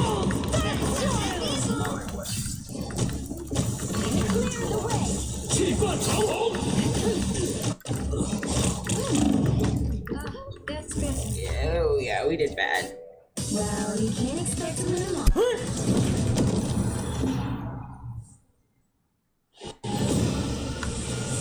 Oh, we did so bad. Congrats, Iron Fist.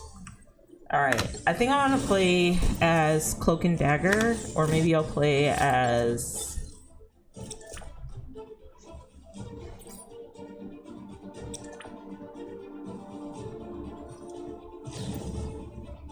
Maybe I'll play as Mantis? No, I'll play as Cloak and Dagger.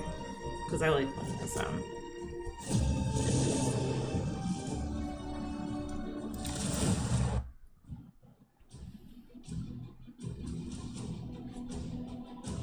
You'll need a top-notch team to win this one. I'm not the type who fades. We are Cloak and Dagger. We are hope and I think after this one I'll wrap it up for today. Because I'm a little sleepy. It's like 1:15, so I don't know. I haven't been playing Disney Channel games in a hot little minute, and I said that would be like the crux of my streaming. So I'll probably play a game tomorrow.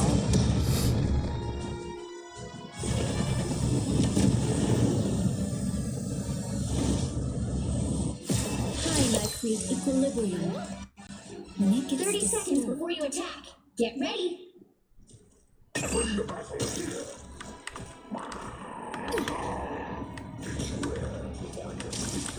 Keep as sharp as ours. Subway and perhaps you will be one of the few to survive this world. The battle starts in 5, 4, 3, 2, 1. All you need to do is capture the mission area. Got it?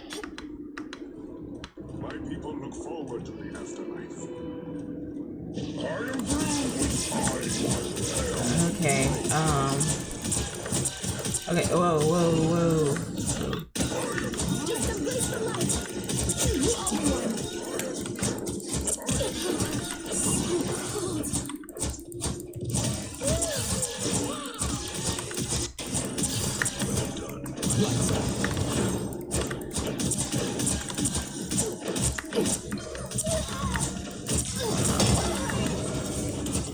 Maybe.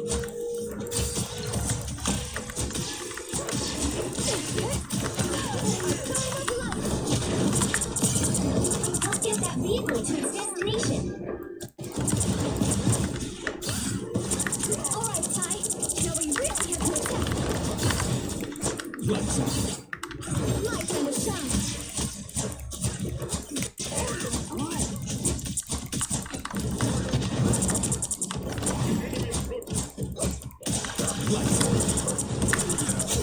shine. Light and a shine.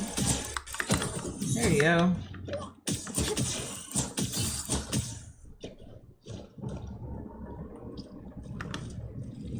I am Groot. You're halfway there. Keep going.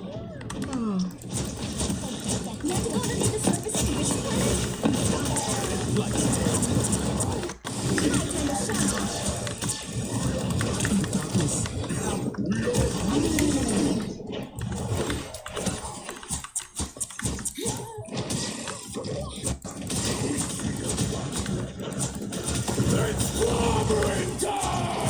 I think I can. Against the world.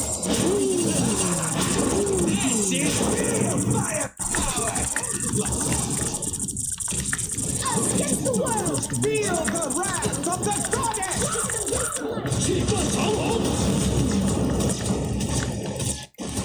What's going on over there? Jesus, everybody ulted. Everybody needs a hand sometimes. Almost there. Don't turn back now. Oh no. Damn. That was badly needed. Someone scratch my back. I'm back to shed some light. Just gonna. Even when you can't see me, I'll still make you believe.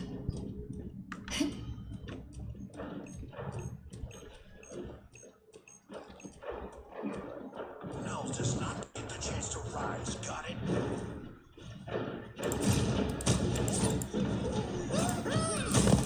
Is anyone willing to help? It's clobbering time! Get that vehicle moving again. I hate Iron Fist.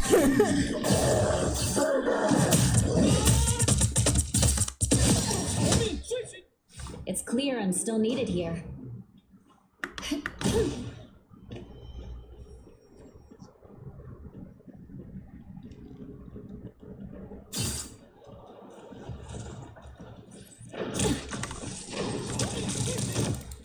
Get that vehicle moving again.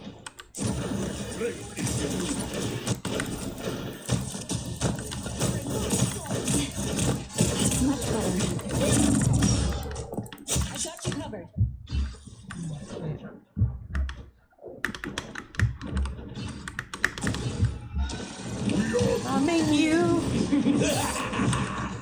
This is real firepower! Psionic Burst.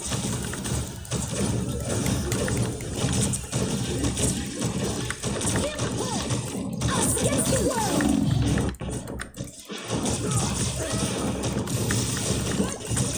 Psionic Surge. Great to use. I wish I could have my.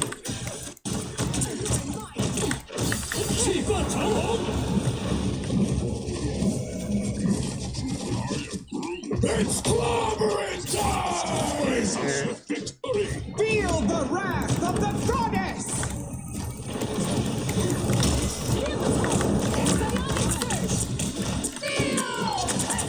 Jesus, everyone's ulting. This is scary. Do I ult too? Where are we? Feeling fantastic. Okay, guys, I'm gonna do that. Get back in there.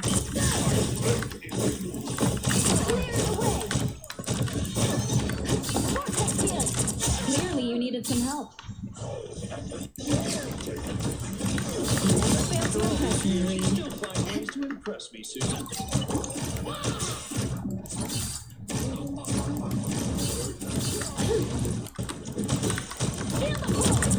I got you covered. Alright, squad. Yay. Vehicle reached the checkpoint. Keep up the momentum. Oh my, it's so invisible.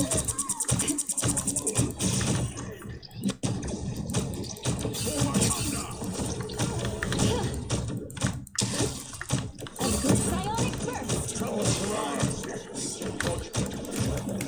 I got you covered.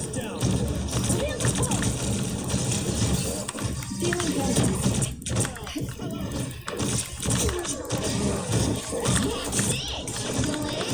This is for what happened before Iron Fist. I don't like you. I don't like your face. Everything you do is whack. Your Your turn. punch is whack.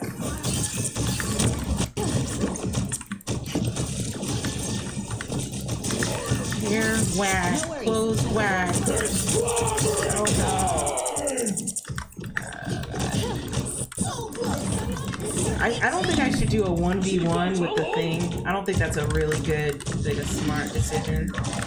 As a matter of fact, I want to see if I can go over here and heal myself. Let's see.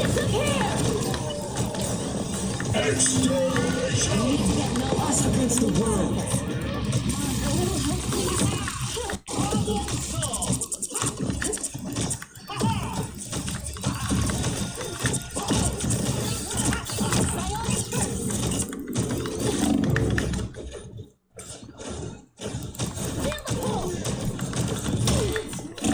Jesus, oh no. They got it.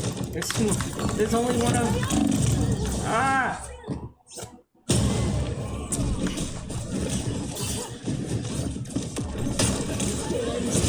Already! Double Don't KO! disappear so easily. No. An extra force field? Get that vehicle moving again! This is the key to stopping Nova.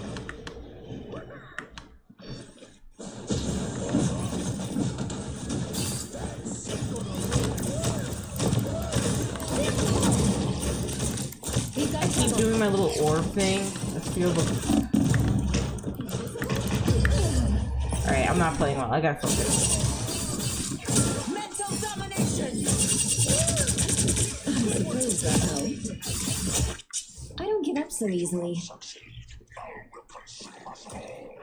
We are Groot! Get that vehicle moving again! Feel the wrath of the goddess! It's clobbering time!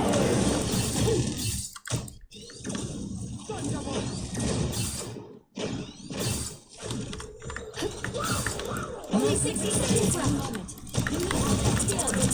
Never even saw me coming.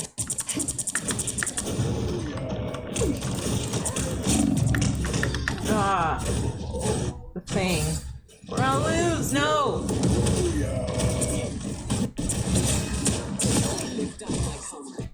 Thought you wouldn't see me again?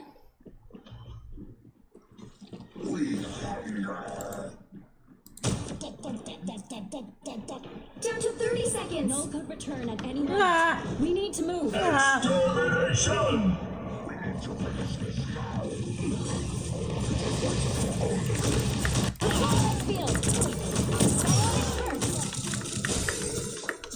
Let me just hop away. Let me just hop away. The final 10 seconds.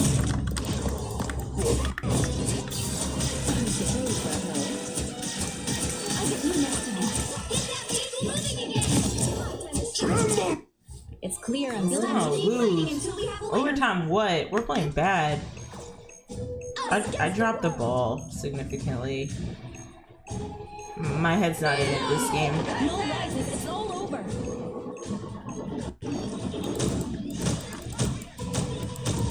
Now I see them. Well, you can't expect to win. Alright, well.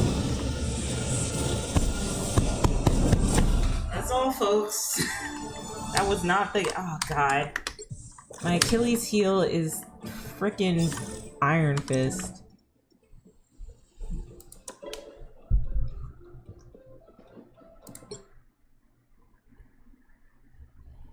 Okay. All right, y'all. So I think that's it for tonight. I have not been playing well at all. But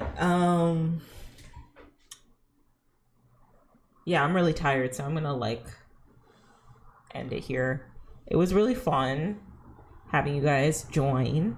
Shout out to Cole and Travis Dope and James and Marley, I believe, who came into my chat today. I really appreciate it. But it's getting late, and so I'm gonna wrap it up here. I will show up tomorrow. I'm gonna get back on my regular schedule. Last week it was a little bit difficult because I was dealing with a lot of things on the side. Oh my God. No, my lip is actually bleeding. No, I gotta take care of that. Don't look at that, okay? Don't look at my lip bleeding, okay? I had to take care of other things this past week. So I'm back on it and I'm back on schedule. So I will try to keep things consistent. But thank you guys so much for tuning into my stream. And I hope to see you tomorrow. As always, I love you guys so much.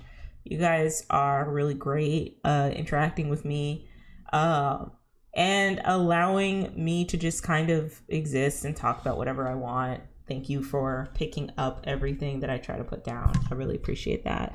So yeah, tomorrow I guess I'll find some other topics to discuss. I don't really have too many things to talk about. I gotta bring up another dank deck, but I don't know, or a musty deck. I don't know what type of mustiness I'm gonna start talking about, but you know, I'll figure it out. So thank you guys so much, and as always, I love all of y'all, and take care. Bye.